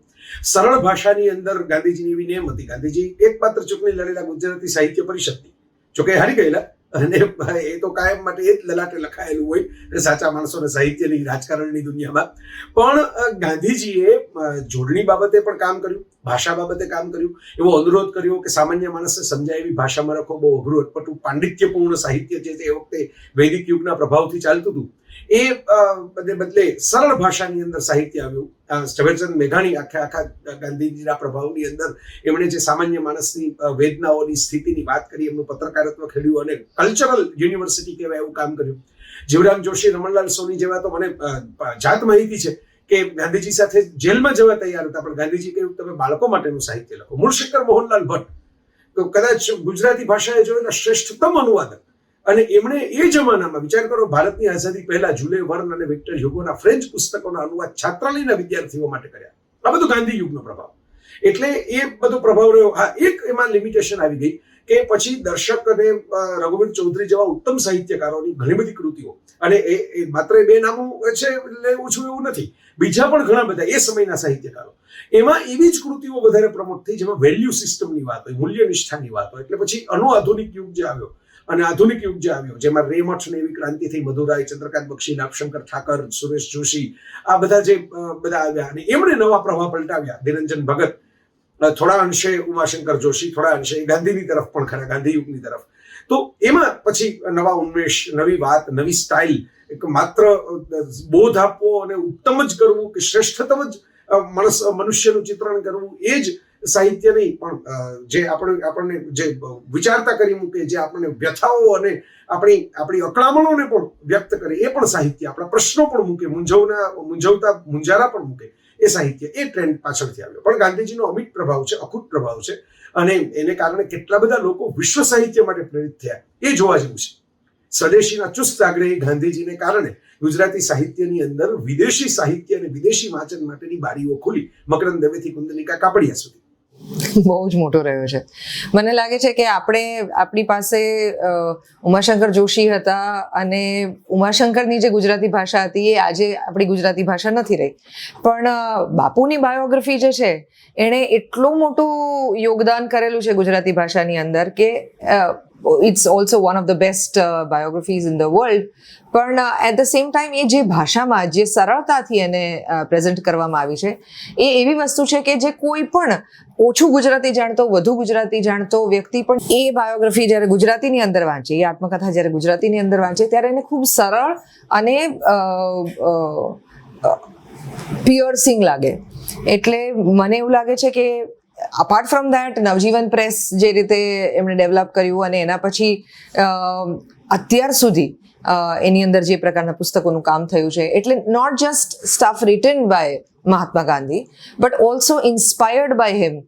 ગુજરાત વિદ્યાપીઠમાંથી જેટલા પણ સ્ટુડન્ટ્સ અત્યારે પણ એજ્યુકેશન લઈ રહ્યા છે, અમે લોકો કસ્તુરબા નામનું નાટક કરતા હતા, એમાં અમારી સાથે કાઓરી કુરુહારા કરીને એક છોકરી હતી. She was a Japanese girl કે જે અમદાવાદમાં મહાત્મા ગાંધીના સિદ્ધાંતો ઉપર અને એમના લિટરેચર ઉપર પીએચડી કરવા માટે આવેલી. તો આજના સમયમાં દુનિયાભરમાંથી એવા લોકો છે કે જે એમના સાહિત્ય જોડે, એમના લખાણ જોડે, એમના વિચારોથી ઇન્સ્પાયર થાય છે અને હજી સુધી એને એક્સપ્લોર કરી રહ્યા છે અલગ અલગ દુનિયાના ભાગોમાં લોકો. So I think he has a very big contribution which is not just in terms of writing himself but developing an entire educational stream. જેની અંદર ટાગોરની પણ મદદ લઈને એમણે શાંતિનિકેતનને વિઝિટ કરીને કેવી રીતે અહીંયા વિદ્યાપીઠ શરૂ કરવી એનું આખું માર્ગદર્શન લીધેલું, ને આજ સુધી એ એક્ટિવ સંસ્થા છે. ગુજરાત વિદ્યાપીઠ સિવાય સણોસરા જેવી સંસ્થા હોય, લોકભારતી સણોસરા, અથવા તો ઢેડુકે જેવી સંસ્થા હોય, એવી કેટલી બધી બીજી ગાંધી સંસ્થાઓ પણ ગુજરાતની અંદર ચાલે છે, નાના નાના અલગ અલગ ગામડાઓમાં, કે જે પણ એજ્યુકેશનનું ખૂબ ઇમ્પોર્ટન્ટ કામ કરે છે. અત્યારે આપણે મેઇન સ્ટ્રીમની અંદર એના વિશે કેટલું જાણીએ છીએ કે નહીં એના વિશે ચોક્કસ લોકો અસમંજસની અંદર હોઈ શકે, પણ એ ખરેખર જાણવા જેવી જગ્યાઓ છે ને વાતો છે કે જેને ખરેખર ગુજરાતી શ્રેષ્ઠીઓની, જેને આપણે હમણાં વાત કરતા હતા, એ લોકોના સપોર્ટની ફિનાન્શિયલી પણ જરૂર છે, કે જેને કારણે એ જે પ્રકારની એડ્યુકેશન સિસ્ટમ એસ્ટાબ્લિશ કરવામાં આવી છે, જે મૂલ્યોને, જે સિદ્ધાંતો પર એક સારા કેરેક્ટર બિલ્ડિંગ માટે પણ જે સંસ્થાઓ ખૂબ જ ઉપયોગી થઈ વળે, એવી સંસ્થાઓને જો ગુજરાતી તરીકે આપણે પોતે સપોર્ટ કરી શકીએ તો આપણે આપણી આવનારી પેઢીઓને ખૂબ મદદ કરી શકીશું. આઈ થિંક એ એક મોટું યોગદાન રહેશે જે લોકો આ સંસ્થાઓને આત્મનિર્ભર થવા માટે મદદ કરે. ઉમાશંકર જોશીની એક કવિતાની એક અદ્ભુત પંક્તિ છે કે દેશ તો આઝાદ થતા થઈ ગયો, તે શું કર્યું? અને આ પંક્તિ એમાં ગાંધીજીની છાપ છે બહુ ચોખ્ખી કે દેશ તો આઝાદ થઈ ગયો, હવે આપણી બધાની જવાબદારી છે. ગુજરાતી સાહિત્યમાં તો એક આખો યુગ એ ગાંધી યુગ તરીકે ઓળખાય છે, જેમાં ઉમાશંકર, સુંદરમ, પન્નાલાલ જેવા મહાન લેખકોએ પોતાનું કામ કર્યું. મેઘાણી ગાંધીજીથી બહુ પ્રભાવિત હતા અને એનાથી વિરલ અનોખો એવો સાહિત્યકાર ખોળવો મુશ્કેલ છે. મરીઝે ગાંધીજીના મૃત્યુ પર એક અદ્ભુત શેર લખેલો. ગાંધીજીનો પ્રભાવ એ સાહિત્ય પર હોવો બહુ સ્વાભાવિક હતો, કારણ કે સમાજ ઉપર ગાંધીજીનો બહુ ઊંડો પ્રભાવ હતો અને ફોર્ચ્યુનેટલી આજની તારીખમાં પણ છે. મને એવું લાગે છે કે ગાંધીની સૌથી મોટી ખૂબી એ છે કે કોઈ પણ સમાજમાં હિંસા એ હંમેશા માનવજાતનું એક અભિન્ન અંગ રહ્યું છે અનફોર્ચ્યુનેટલી.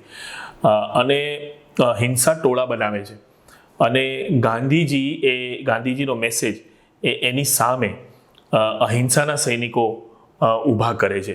એટલે ગાંધીજીનો મેસેજ જ્યાં સુધી જીવંત છે ત્યાં સુધી હિંસક માણસોના ટોળા કરતાં અહિંસક માણસોનું ટોળું એ હંમેશા મોટું રહેવાનું છે અને એનાથી સમાજ બચેલો રહેવાનો છે, એમાં શંકાનું કોઈ સ્થાન નથી. ગાંધીજી આપણને બચાવી રહ્યા છે.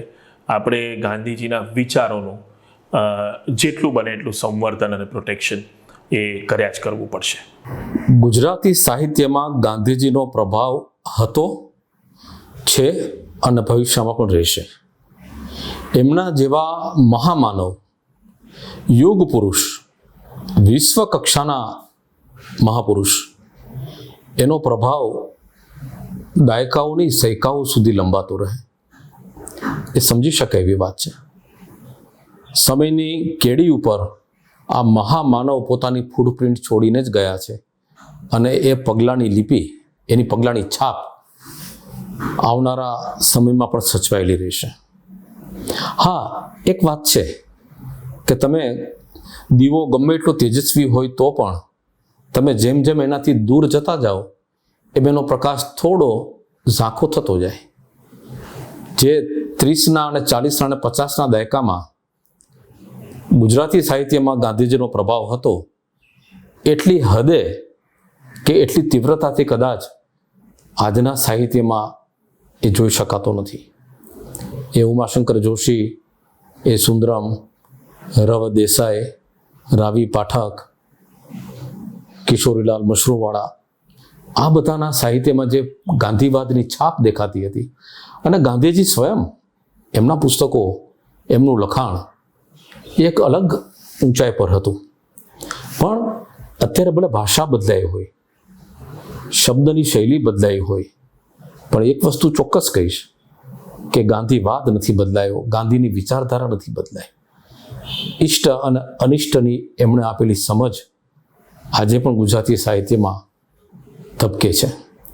આજે ભલે 3 પડોશીઓ જેવું કાવ્ય ન બને, આજે ખેમી જેવી વાર્તા કદાચ ન બને, ઉમાશંકર જોશીનું એક ખૂબ સુંદર નાટક જે પછી પ્રતિબંધિત થઈ ગયું એનું નામ નથી બોલતો, પણ સાહિત્યના રસિકો સમજી જશે, તો એ હવે કદાચ નહીં લખાય. પણ આજે પણ ગુજરાતી સાહિત્યમાં હિંસાને અનુમોદન આપતા પ્રકારો ઓછા ખેડાય છે. અહિંસાનો પડઘો તમને વારંવાર વર્તાશે. ગાંધીજીનો પ્રભાવ ગુજરાતી ભાષા પર, ગાંધીજીનો પ્રભાવ શેના પર નથી? નવી પેઢી પણ ખાદી પહેરવાની મજા માણે છે. ખાદી આધુનિક ફેશનમાં ગણાય છે, આધુનિક વસ્ત્રોમાં ગણાય છે. સો ગાંધીજીનો પ્રભાવ માત્ર ભાષા પર શું કામ તપાસીએ છીએ આપણે? મને લાગે છે ગાંધીજીના પ્રભાવને ઓવરઓલ જોવો જોઈએ અને એ પ્રભાવને ટકાવી રાખવો જોઈએ, કારણ કે probably he was the only intelligent main who food understand India the best. એમણે જે રીતે ભારતને સમજવાની અને સમજાવવાની કોશિશ કરી એ હું માનું છું બેસ્ટ હતું. એટલે ઘણીવાર વિચારીએ તો સમજાય કે જો નહેરુ ગૃહપ્રધાન હોત ને આપણા સરદાર વડાપ્રધાન હોત તો નહેરુ એ કરી શક્યા હોત જે સરદારે કર્યું? નહેરુ તો રજવાડાથી બહુ ઇમ્પ્રેસ્ડ હતા. એમને તો અંગ્રેજી હકુમત સાથે ઘણો ગરોબો હતો for certain reasons. So for that reason if we think કે આ ચોઇસ કરેક્ટ હતી કે સરદાર પટેલ જો આપણા આટલા મહાન નેતા ગૃહપ્રધાન બન્યા તો ભારત એક થઈ શક્યું. એટલે ક્યારેક મને એવું પણ લાગે છે કે ગાંધીજીએ લીધેલા કેટલાક નિર્ણયોને ફરી તપાસવાની જરૂર છે. ગાંધીજીએ કરેલા કેટલાક ઉપચારો, કેટલીક વાતો, કેટલીક બાબતોને ફરી તપાસીને આજના રેફરન્સમાં રીચેક કરવાનો કદાચ સમય ઊભો થયો છે. એમણે કેટલું બધું એવું કર્યું છે કે જે આજે we are returning to alternative medicine. એમણે ત્યારે કહ્યું કે નેચરોપેથી ઉત્તમ ઉપાય છે. એમણે ત્યારે કહ્યું કે એન્વાયરમેન્ટ પ્રોટેક્ટ કરો. એમણે ત્યારે કહ્યું કે ગામડાઓને સ્વરાજ આપો. Every village should have its own governance. જે હવે આપણે વિચારી રહ્યા છીએ, પબ્લિક પાર્ટિસિપેશનની વાત એમણે ત્યારે કરી. આજે આપણે એ કરી રહ્યા છીએ. તો ભાષા ઉપર જ શું કામ? લગભગ દરેક વસ્તુ પર ગાંધીજીનો પ્રભાવ છે. પણ ભાષા ઉપર એટલા માટે કદાચ હવે ધીરે ધીરે એમનો પ્રભાવ ઓછો થતો જાય છે કારણ કે ગાંધી યુગનું સાહિત્ય નષ્ટ પામ્યું છે. નષ્ટ ઇન ધ સેન્સ ઓફ આગળ કેરી ફોરવર્ડ નથી થયું. છેલ્લો કટોરો ઝેરનો આ પી જજો બાપુનો રેફરન્સ કોને ખબર છે? મન મોર બની થનગાટ કરે બધાને ખબર છે. સો ઇન સર્ટન થિંગ્સ આપણો ઇતિહાસ જ્યારે શાળાઓમાં ભણાવવામાં આવે છે ત્યારે એ ઇતિહાસને પહેલાં તો તોડી મરોડીને રજૂ કરવામાં આવે છે. અને એનાથી વધુ મહત્વની વાત એ છે કે શિક્ષકોને પણ ઇતિહાસને વાર્તાની જેમ ભણાવવામાં રસ નથી. શિક્ષકોને ઇતિહાસને એક વિષયની જેમ ભણાવીને છૂટી જવું છે. So for me also this is very important કે આપણી પછીની પેઢી આપણા દેશનું ગૌરવ, આપણા સ્વાતંત્રતાના ઇતિહાસનું ગૌરવ કરે. આપણે 100 વર્ષની ગુલામીમાંથી કેવી રીતે બહાર નીકળ્યા એની કથા આપણે આપણા પછીની પેઢીને આપી જવી જોઈએ, જે આપણે નથી કરતા. એટલે ગાંધીજી એક નોટ પર છાપેલો ફોટો રહી ગયા છે. જેણે સૌથી વધારે ભ્રષ્ટાચારનો વિરોધ કર્યો એને જ આપણે લેવડ દેવડમાં ભ્રષ્ટાચારમાં વાપરીએ છીએ. શું કયા પ્રભાવની ચર્ચા કરીએ છીએ? આઈ થિંક બહુ રિડન્ડન્ટ આ સવાલ મને લાગે છે. અને બે રીતે આપણે ઉત્તર આપી શકીએ. એક તો એ કે આપણે જોઈએ કે કોણ લખે છે ગાંધીજી વિશે અને કોણ નથી લખતું. ને હા, નામ વિસરાતું જ ગયું છે. અને દર 2 ઓક્ટોબર અને 30મી જાન્યુઆરી એમને આપણે યાદ કરી લઈએ છીએ. હરીન્દ્ર દવેની કવિતા યાદ આવે છે. આજે બાપુનો જન્મદિન જ્યારથી સરકાર પાળે છે રજા ત્યારથી કેમ ભૂલાતો નથી. આજે બાપુનો જન્મદિન અને રજા કેટલો જલ્દી સમય વીતી ગયો, જેમ કે બાપુનું જીવન. બીજી પણ એક કવિતા હતી ને, તિથિ ન જોશો ટીપણે ગાંધી જયંતિ તે દિને. ગાંધી જયંતિ કંઈ 2 ઓક્ટોબર અને 30મી જાન્યુઆરી આપણે એમને સંવત્સરી આપણે માનીએ છીએ, એ દિવસો નથી જોવાની. પણ આપણી સ્થિતિ જે પ્રકારની થઈ ગઈ છે, આપણે રાજમાર્ગો હોય, રસ્તા હોય, પાટનગરનું નામ ગાંધીનગર બનાવ્યું હોય, શાળાઓ અને સંસ્થાઓના નામ ગાંધીજી પાછળ આપ્યા હોય, પુલ હોય અમદાવાદમાં તો એમના નામનો એક. એ રીતે અમને યાદ કરવા માટે ક્ષણો તો ઘણી આપણી આંખકાળ આવી જાય છે. પણ આપણે એમને રૂપિયાની નોટ પર જોઈએ છીએ, એ સિવાય આપણે ક્યારે એમનો વિચાર કરીએ છીએ? આપણે કરતા જ નથી.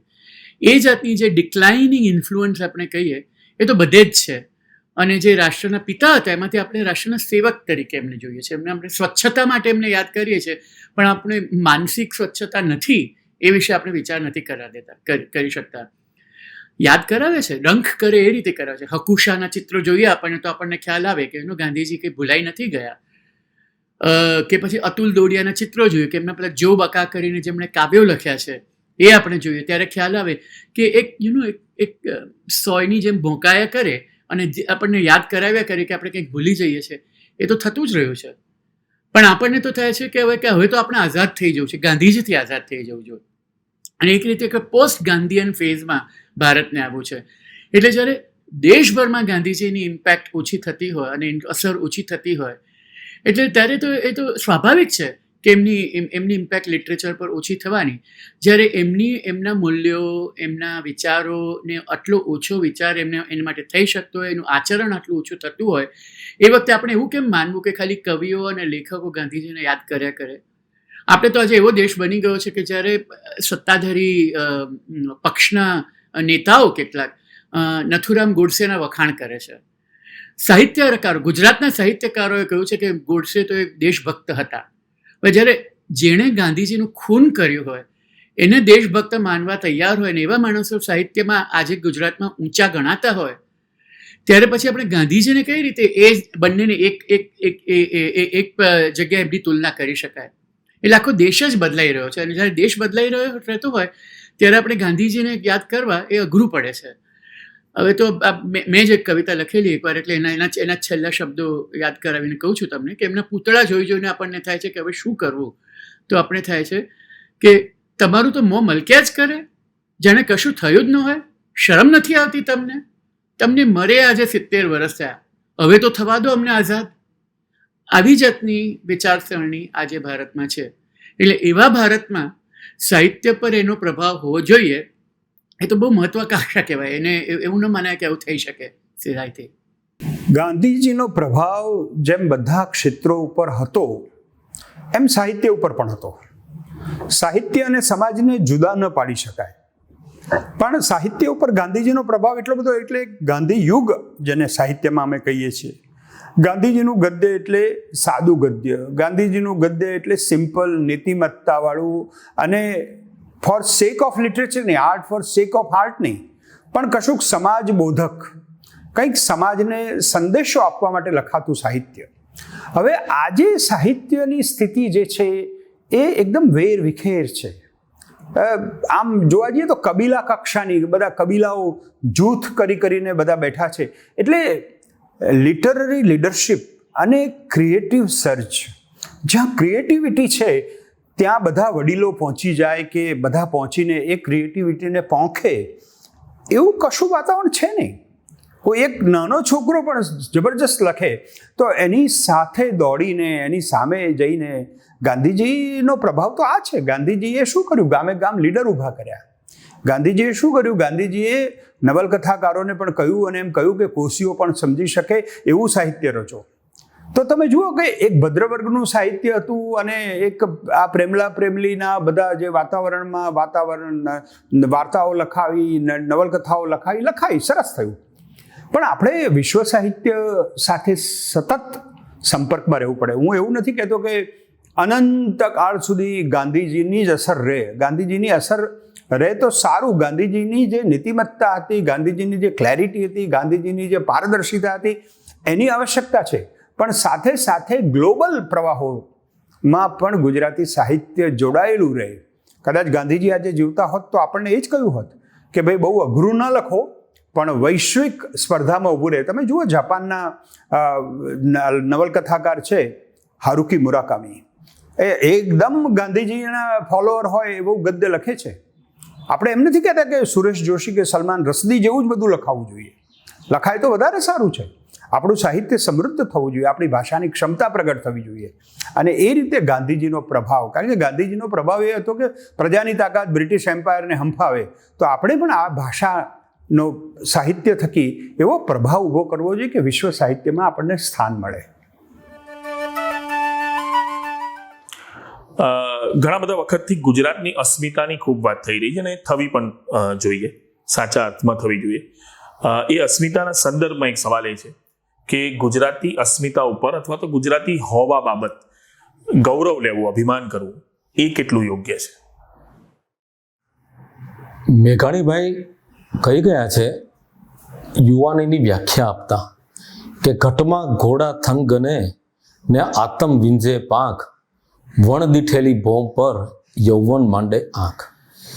ગુજરાતનો યુવાન વિશ્વના તમામ દેશોમાં ફેલાઈ ગયો છે અને ત્યાં ગયા પછી ત્યાંની સ્થાનિકતા સ્વીકારીને પછી પોતાનું ગુજરાતીપણું જાળવી રહ્યો છે. આ એક ગર્વ લેવા જેવી બાબત છે, ગૌરવ લેવા જેવી બાબત છે. આમાં કંઈ ખોટું નથી. જો તમે તમારી સંસ્કારિતા, તમારી અસ્મિતા ગુમાવી બેસો તો પછી તમને ગુજરાતી કહેવડાવવાનો કોઈ અધિકાર નથી રહેતો. એક વસ્તુ હું કહીશ કે તમે પરદેશમાં જાઓ કે તમે ગુજરાતમાં રહો, ગમે એટલા આધુનિક થઈ જાઓ, પણ તમારી પરંપરાઓ જે કેટલીક છે એ તો તમારે જાળવી રાખવી જોઈએ. જે કુરિવાજો હોય, જે અનિષ્ટ તત્વો હોય એ તમારે છોડી દેવા જોઈએ.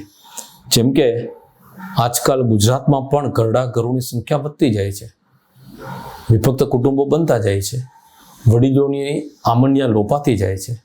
હું ચોક્કસ કહીશ કે આ ગુજરાતીપણું નથી, આ આપણા સંસ્કાર નથી. વિશ્વભરને આપણું કુટુંબ માનીએ પણ આપણા કુટુંબને આપણે ભૂલી ન જઈએ. એક ટોળાશાહી સરઘસો, ઘોંઘાટ, અશિસ્ત, કાયદો તોડવો એ આપણો જન્મસિદ્ધ અધિકાર છે, આ બધું જે આપણે માનીએ છીએ ને એ છોડી દેવું જોઈએ. તો આપણી કનેક્ટિવિટી પણ વધશે અને આપણું કન્વર્જન્સ પણ વધશે. મારા પોતાના ઉછેરમાં, મારી માએ કહેલી વાર્તાઓમાં, મારા પિતાએ કહેલા ઉપદેશોમાં, મારી આજુબાજુ જે તહેવારો, જે વાત સેલિબ્રેટ થાય છે એ બધામાં, મારા પૂર્વજોએ કરેલા કામોમાં, પૂર્વજોએ આપેલી લડતમાં, એ બધામાં એક એવું જુદાપણું છે કે જે બીજા કોઈ પાસે નથી. અને માટે મને મારી અસ્મિતા ઉપર એક ગુજરાતી તરીકે ગર્વ છે.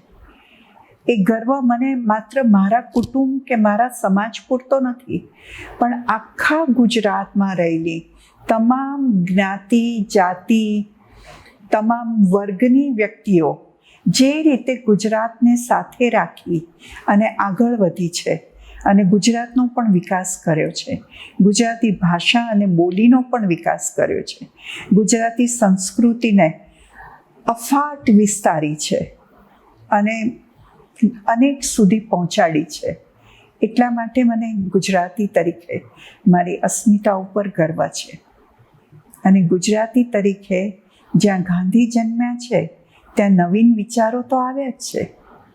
અને નવીન વિચારોને સાથે રાખીને એમને એક આખો નવો સમાજ ઘડવાની પ્રક્રિયા તો કરી હતી એ વખતે.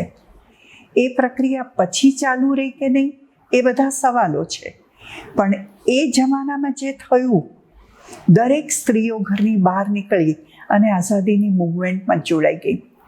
દરેક પુરુષો કોઈ પણ વર્ગનો હોય, એણે આઝાદીની મૂવમેન્ટમાં પોતાની જાતે જે આવડ્યું તે પ્રમાણે કન્ટ્રીબ્યુટ કર્યું. કે એ લોકોએ ગોળીઓ ખાધી છે ત્યારે આપણને આઝાદી મળી છે. તો આ બધી વાતો કેટલી બધી અદ્ભુત છે. કેવો હશે જમાનો.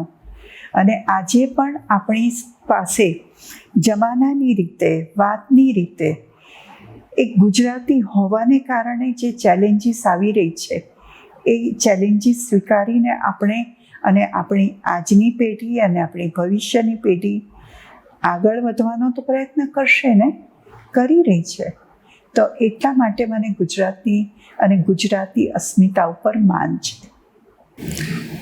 બિલકુલ. અને આ ગુજરાતીઓની આ વિશેષતા છે. એકચ્યુઅલી હું તમને કહું કે આપણે એટલા માટે ગૌરવ લેવું જોઈએ. Perhaps we are the only race on the humanity in whole on planet Earth.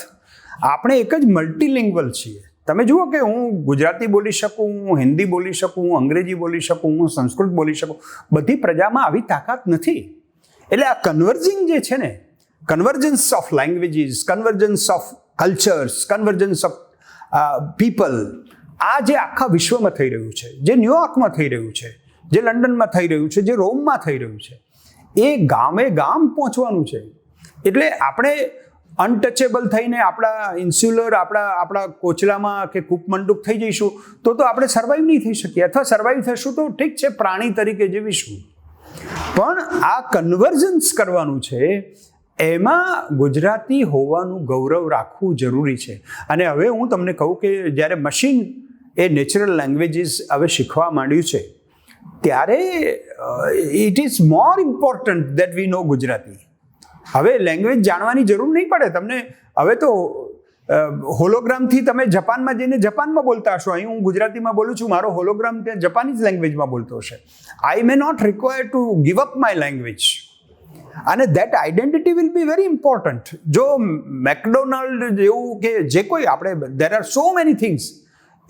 If everything is same in Ahmedabad and New York, then how Ahmedabad is Ahmedabad?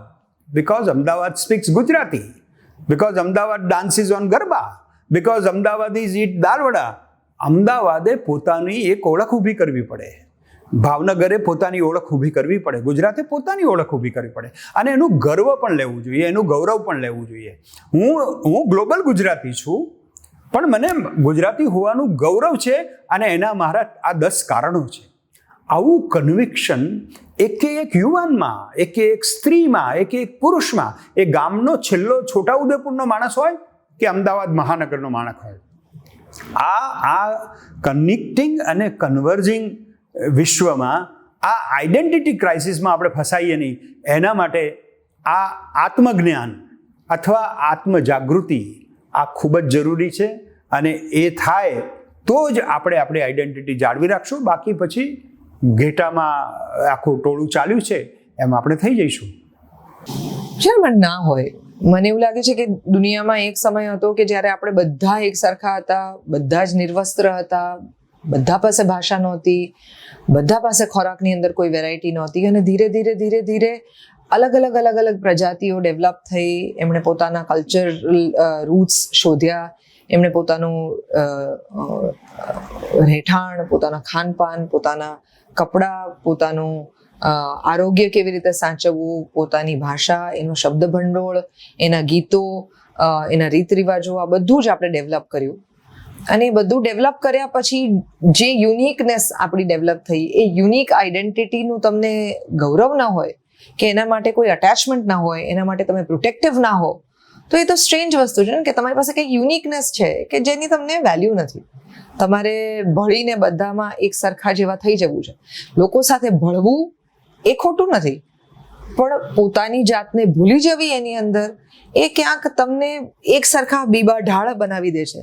ને એવું બીબા ઢાળ બનવું ગુજરાતીઓ માટે તો બહુ અત્યારે મસ્ટ થઈ ગયું છે. કારણ કે આપણે ધારો કે અમદાવાદ જેવા શહેરમાં આવીએ અને કાઠિયાવાડથી આવતા હોઈએ તો આપણે આપણી કાઠિયાવાડી ભાષાને છોડી દેવી છે. આપણે ઉત્તર ગુજરાતથી આવતા હોઈએ કે મહેસાણાથી આવતા હોઈએ તો આપણે આપણી એ ભાષા, એ ડાયલેક્ટ, એ એક્સેન્ટને ભૂલીને આપણે અંગ્રેજી એવું બોલતા થવું છે, કે જેને કારણે થઈને આપણે વધુ વાઇડલી એક્સેપ્ટેડ હોઈએ. આ બધાની અંદર જે આપણે છોડતા જઈએ છીએ એ ક્યાંક આપણું પોતાનું છે, આપણું પોતીકું છે.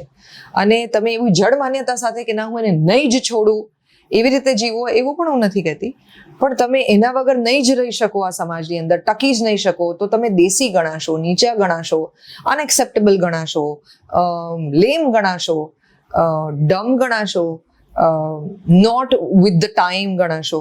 એવા ફિયર્સથી પણ નીકળી જવું એ મને બહુ જરૂરી લાગે છે એટ ધીસ પોઈન્ટ. ચોક્કસ ગર્વ છે અને મારી હાથ છે, કારણ કે ઉમાશંકર જોશી એમ કહે છે કે હું ગુર્જર ભારતવાસી. હું પહેલા ગુજરાતી છું પણ પછી હું ભારતવાસી છું. એમણે એક જગ્યાએ કહેલું કે હું ગુજરાતી ભાષાનો ભારતીય લેખક છું. હું ગુર્જર ભારતવાસી, જંખું પલ પલ નિષદિન મંગલ, મન મારું ઉલ્લાસી. હું ગુર્જર ભારતવાસી.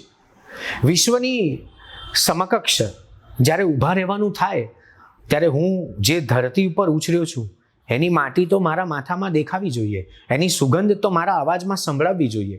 એટલી અસ્મિતા પર મને ગર્વ છે, મને માન છે, અને એ અસ્મિતા સાથે જીવવું જ જોઈએ પ્રત્યેક ગુજરાતીએ.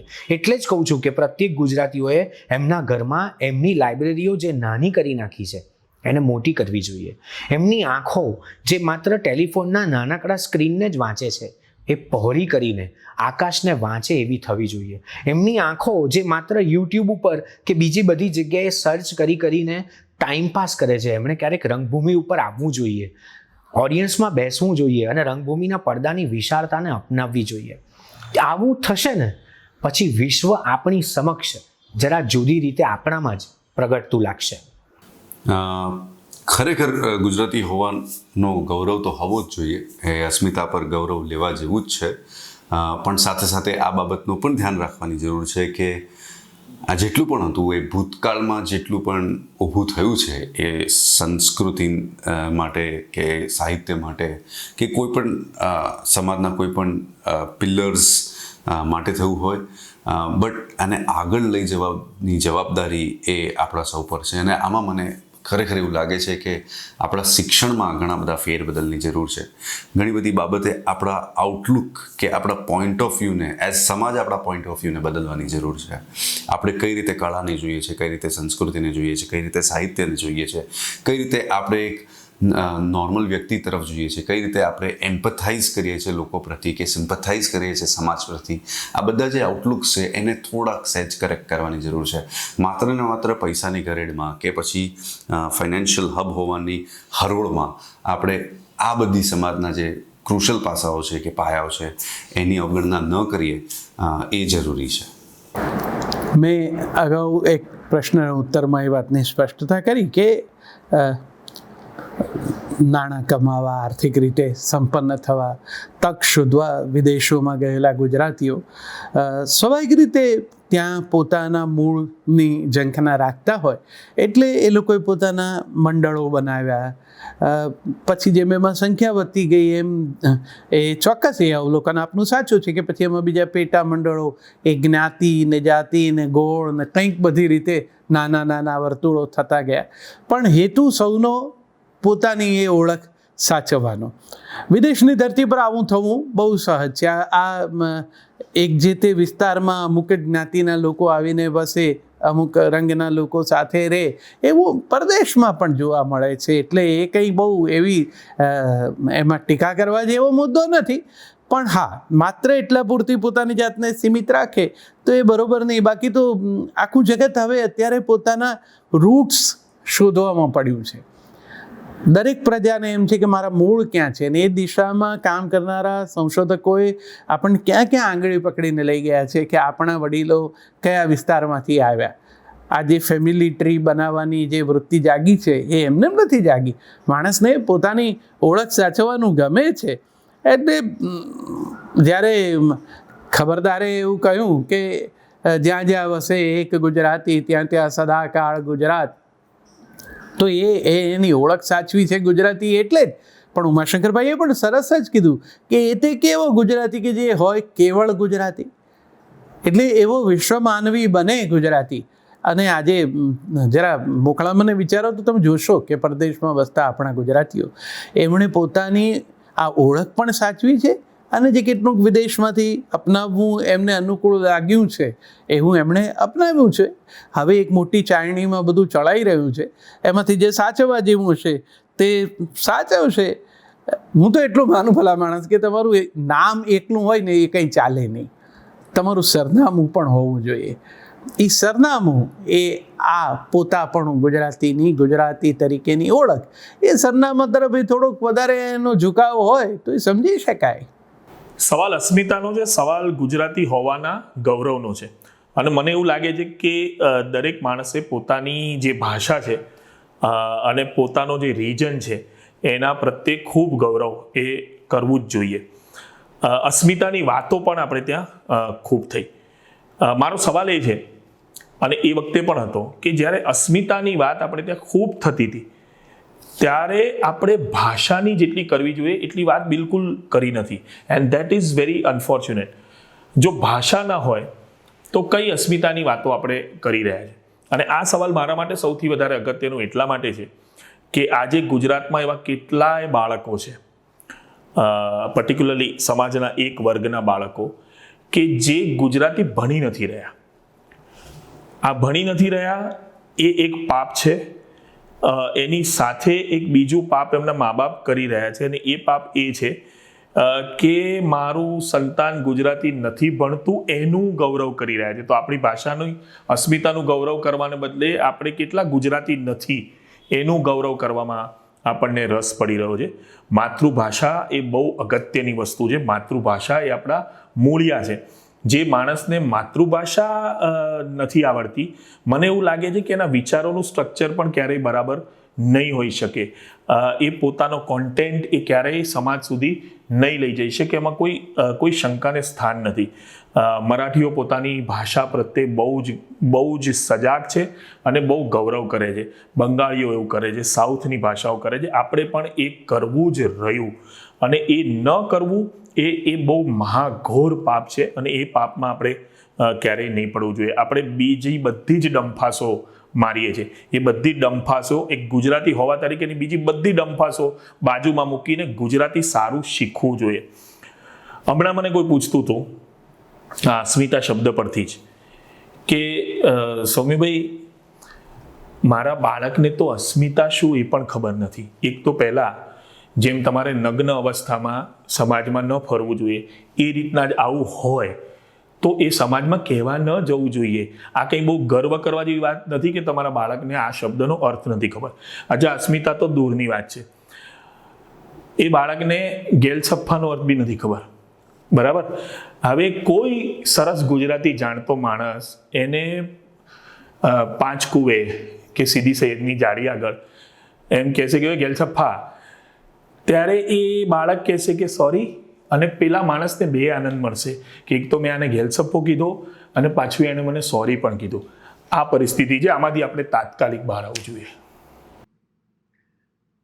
આ સૌથી ગહન અને સૌથી જટિલ પ્રશ્ન છે, કારણ કે મારો પહેલો પ્રશ્ન કાઉન્ટર ક્વેશ્ચન છે, કે પ્રત્યુત્તર છે, કે સામેનો પ્રશ્ન છે કે અસ્મિતા કઈ અને કોની અને એનો અર્થ શું. અત્યારે આપણે જ્યારે જોઈએ છે તો એવું લાગે છે કે જાણે આર્થિક વિકાસ થયો એને લીધે એક પ્રકારનું ઘમંડ આવી ગયું કે આપણે ઇકોનોમી ઓપન કરી અને એને કારણે આપણો જે ગિલ્ટ હતો, જે આપણને ક્ષોભ થતો હતો, એ જતો રહ્યો અને એની ઉપર એક પ્રકારનો એથનોસેન્ટ્રિક પ્રાઇડ આવી ગયો અને એની સાથે આવ્યું એક પ્રકારની ઉગ્રતા આવી ગઈ. અને એ જે ઉગ્રતા છે એમાં આપણે જોઈએ તો એમાં આપણને એક પ્રકારનો ઘમંડ દેખાય છે, સ્વાભિમાન નહીં અભિમાન દેખાય છે, અહંકાર દેખાય છે. અને એ એક પ્રોબ્લેમની વસ્તુ છે, ઘણી પ્રોબ્લેમ વસ્તુ છે. અસ્મિતાનો અર્થ ઘણા છે. ગુજરાતી ભાષામાં એટલો આ શબ્દ વપરાતો નહોતો પહેલાં. મુનશીએ લખ્યું અસ્મિતા વિશે, એક મોટું પુસ્તક લખ્યું, ત્યારથી પ્રચલિત થયો, પણ તો એ પુસ્તકોમાં રહેતો હતો.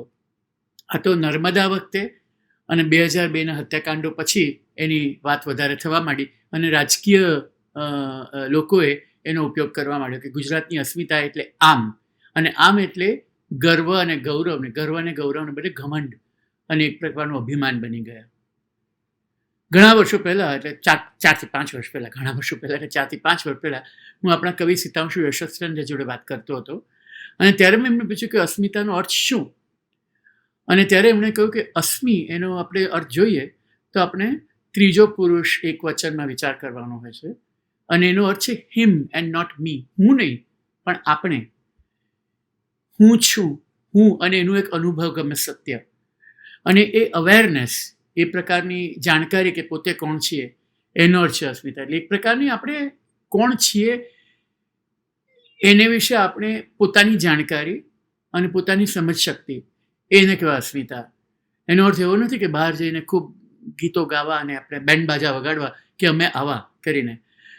પણ જે આપણે મુનશીની નવલકથાઓમાં જોઈએ અસ્મિતા, અને સોમનાથનું આખું જોઈએ, જય સોમનાથ, એ બધામાં એમાં એક બીજા પ્રકારનું કે ગૌરવની વાતો કરવામાં આવી છે.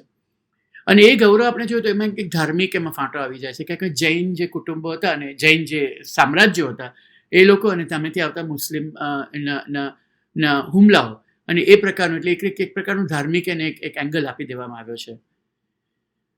એક વખત જ્યારે હું શાહબુદ્દીન ઠાકોર જોડે વાત કરતો હતો અસ્મિતા વિશે, ત્યારે એમણે કહ્યું કે જ્યારે આપણે પ્રાઇડ હોઈએ ને, પ્રાઇડની વાત કરીએ એટલે અભિમાનની વાત કરીએ, એની સાથે પેશન આવે છે, એક જાતની એક અનુભૂતિ આવે છે અને એ બધી લાગણીઓથી ભરેલી હોય છે. એ લાગણીઓને આપણે ઓવરકમ કરવાથી એનાથી ઊંચા જવાનું છે અને એ માટે આપણને જોયું છે કરુણા, અને એ માટે આપણને જોયું છે સત્ય અને પ્રેમ, અને એ માટે આપણને જોયું છે વિઝડમ, એટલે કે આપણે એક પ્રકારની પોતાની જાણકારી અને નોલેજ એટલે જ્ઞાન, અને એમાં છે બુદ્ધ ધર્મનો શબ્દ પ્રજ્ઞા, એ પ્રજ્ઞા આવે છે. એ છે આપણી અસ્મિતા. અને ઇન્શાલ્લાહ એ પછી એમણે એ શબ્દ વાપર્યો હતો. હવે સંસ્કૃત અને ઉર્દુ શબ્દોના ભેગા થવું એ છે ગુજરાતની અસ્મિતા. અને એ ગુજરાતની અસ્મિતા આપણે ન જાણીએ તો એમાં તકલીફ થાય. એમાં છે, એમાં સ્વાભિમાન છે જ. નર્મદના શબ્દો છે ને કે તાપી દક્ષિણ તર સુરત મુજ ઘાયલ ભૂમિ, મને ઘણું અભિમાન ભોંય તારી મેં ચૂમી, એટલે નીચા નમીને પોતાની જમીનને ચૂમવી, એ કહ્યું એ એક પ્રકારનો પ્રેમ છે. પણ એ પ્રેમ આપણે જોઈએ તો બીજો પણ પ્રકાર છે કે જ્યારે પણ આપણા હાથ વિસ્તારવાના છે અને લોકોને સ્વીકારવાના છે. નરસિંહ મહેતાની આપણે જોઈએ એમનું પદ, ગીરી તળે ત્યાં કુંડ દામોદર, ત્યાં મહેતાજી નાવા જાય, હરિજનોમાં દ્રઢ હરિભક્તિ, તે પ્રેમ ઢરીને લાગ્યા પાય. આવી જ્યારે નરસિંહ આવું કહી શકે છે તો એ ગુજરાતથી કેમ આપણે આટલા દૂર થવા માંડ્યા છીએ? એટલે એક પ્રકારની જે સંયમ છે, એક પ્રકારનો આપણી લિમિટ છે, એ જાણવી, એ પ્રકારની અસ્મિતા આપણે એનાથી દૂર ને દૂર થતા રહ્યા છીએ. થોડા વર્ષો પહેલાં ઉત્તમ પરમારે એક પુસ્તક સંપાદિત કર્યું હતું, ગુજરાતની અસ્મિતા મારી નજરે. બહુ અગત્યનું પુસ્તક છે, કારણ કે એમાં એમણે ઉત્તમ પરમારે પોતાની વિચારસરણી કઈ રીતે આવી એ વિશે વિચારો કર્યા હતા. અને એમાં એમણે આ લોકોના નામ આપ્યા હતા: રામકૃષ્ણ પરમહંસ, અરવિંદ, ગાંધી, વિવેકાનંદ, વિનોબા ભાવે, દાદા ધર્માધિકારી, કૃષ્ણમૂર્તિ, રોહિત મહેતા અને કિશોરલાલ મશરૂવાળા. એ વખતને એ રીતે જ્યારે એમણે કહ્યું કે આ જે છે, આ પ્રકારની જે છે અસ્મિતા, એ મારી અસ્મિતા થઈ કહેવાય. એટલે ઘનશ્યામભાઈ શાહ છે આપણા સમાજશાસ્ત્રી, એમણે પણ મને એક વખત કહ્યું હતું કે ગુજરાતની એક અસ્મિતા છે જ નહીં, 6 કરોડ અસ્મિતા છે. જેટલા છે એટલા છે. એક છેલ્લી એક વાર્તા કહી દઉં તમને. એક રવિશંકર મહારાજની વાર્તા છે, એ ખરેખર જાણવા જેવી છે. કે એમ માણસાઈ દીવાના રવિશંકર મહારાજ, કે એક વખત છે ને એ જ્યારે ભૂદાનની મુવમેન્ટ ચાલતી હતી ત્યારે એક ગામ ગયા અને ત્યારે એમણે એક મહિલાનું ઘર જોયું. સાબરકાંઠા જિલ્લાની વાત છે. અને એ વૃદ્ધા હતી, ખૂબ ગરીબ હતી, અને એની પાસે એક બકરી હતી. અને ત્યાં એણે જઈને પોતાની વાત કરી કે મારે આ રીતે છે ને તે અહીંયા આગળ હું કરું છું. અને તે 4-5 બકરી હતી, એક જ નહોતી, 4-5 બકરી હતી. એમણે કહ્યું કે તારી પાસે બીજી રૂમ છે, બીજી ઓરડી છે, એ તું કોઈને આપી, એને તું શું કરે છે? એટલે તરત કહ્યું કે શું કામ પૂછો છો? તો કે આ ગામમાં એવું કોઈ છે જેની પાસે ઘર ન હોય? તો કે હા, એક રાવણીયો માણસ છે, એને ઘર નથી. એટલે રવિશંકરભાઈ રાવણીયા પાસે ગયા અને કહ્યું કે તારી પાસે શું ઘર નથી? એ વાત સાચી? તો કે ના ભાઈ, મારી પાસે નથી. તો તું બનાવતો કેમ નથી? હું બનાવવા જાઉં છું પણ મને કોઈ જમીન આપતું નથી. તો આ એક વૃદ્ધા છે, એ તને ઘર આપે તો તું લઈશ? હા, રાવણીયાએ કહ્યું, પણ એ રૂમમાં જરા કામ કરવાની જરૂર છે. હું કરીશ બાપુ, એણે કહ્યું, પણ એમાં એક શરત છે કે તું જ્યાં લગી રહે ત્યાં લગી તારે એ વૃદ્ધાની સેવા કરવાની અને જોવાનું કે એની તબિયત બરાબર છે કે નહીં. પણ જેવું એ વૃદ્ધાએ સાંભળ્યું તે કે ના ના મહારાજ, હું એને આપું છું એટલા માટે નહીં કે મારા માટે કામ કરે.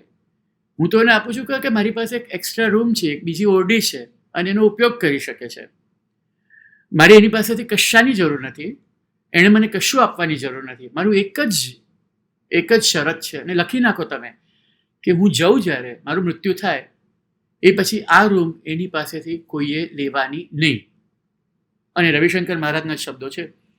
મેં સાંભળ્યું અને મને ત્યારે ખબર પડી કે આ એક વૃદ્ધા મારી જોડે વાત નથી કરતી, આ તો ભારતનું કરુણા ભરેલું સંસ્કૃતિ અને કલ્ચર અને ત્યાગની ભાવના એ મને બોલી રહી છે.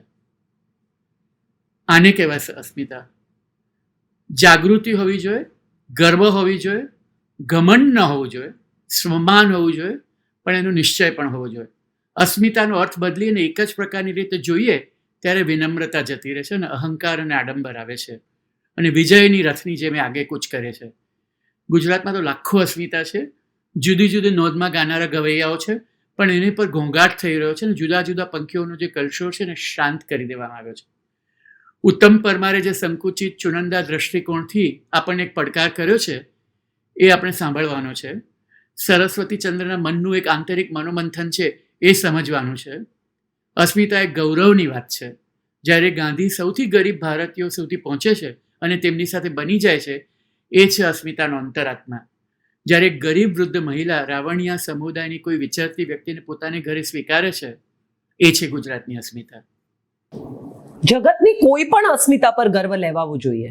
એટલે તમે ન્યુઝીલેન્ડ જાઓ તો તમારે ત્યાંના લોકોને મળવું જોઈએ, તમે ઓસ્ટ્રેલિયા જાઓ તો તમારે માઓરી લોકોની સંસ્કૃતિ સમજવી જોઈએ, જો તમે ઈસ્ટ આફ્રિકા જાઓ તો તમારે એની સંસ્કૃતિ સમજવી જોઈએ. બધા પાસે પોતાનો એક હેરિટેજ છે. ફ્રેન્ચ ક્રાંતિનો એક પોતાનો લોહિયાળ ઇતિહાસ છે. આખા જગતને સમજવું જોઈએ. માત્ર ગુજરાતની જ અસ્મિતાને હું ગુજરાતી એવી માનસિકતાને બદલે મને લાગે છે વિશ્વ ઇતિહાસને આપણે ઓળખવાની અને સમજવાની હવે જરૂર ઊભી થઈ છે.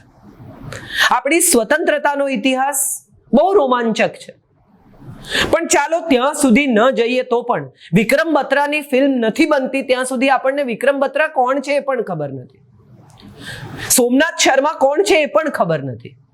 આ તો રિસન્ટ ઇતિહાસ છે.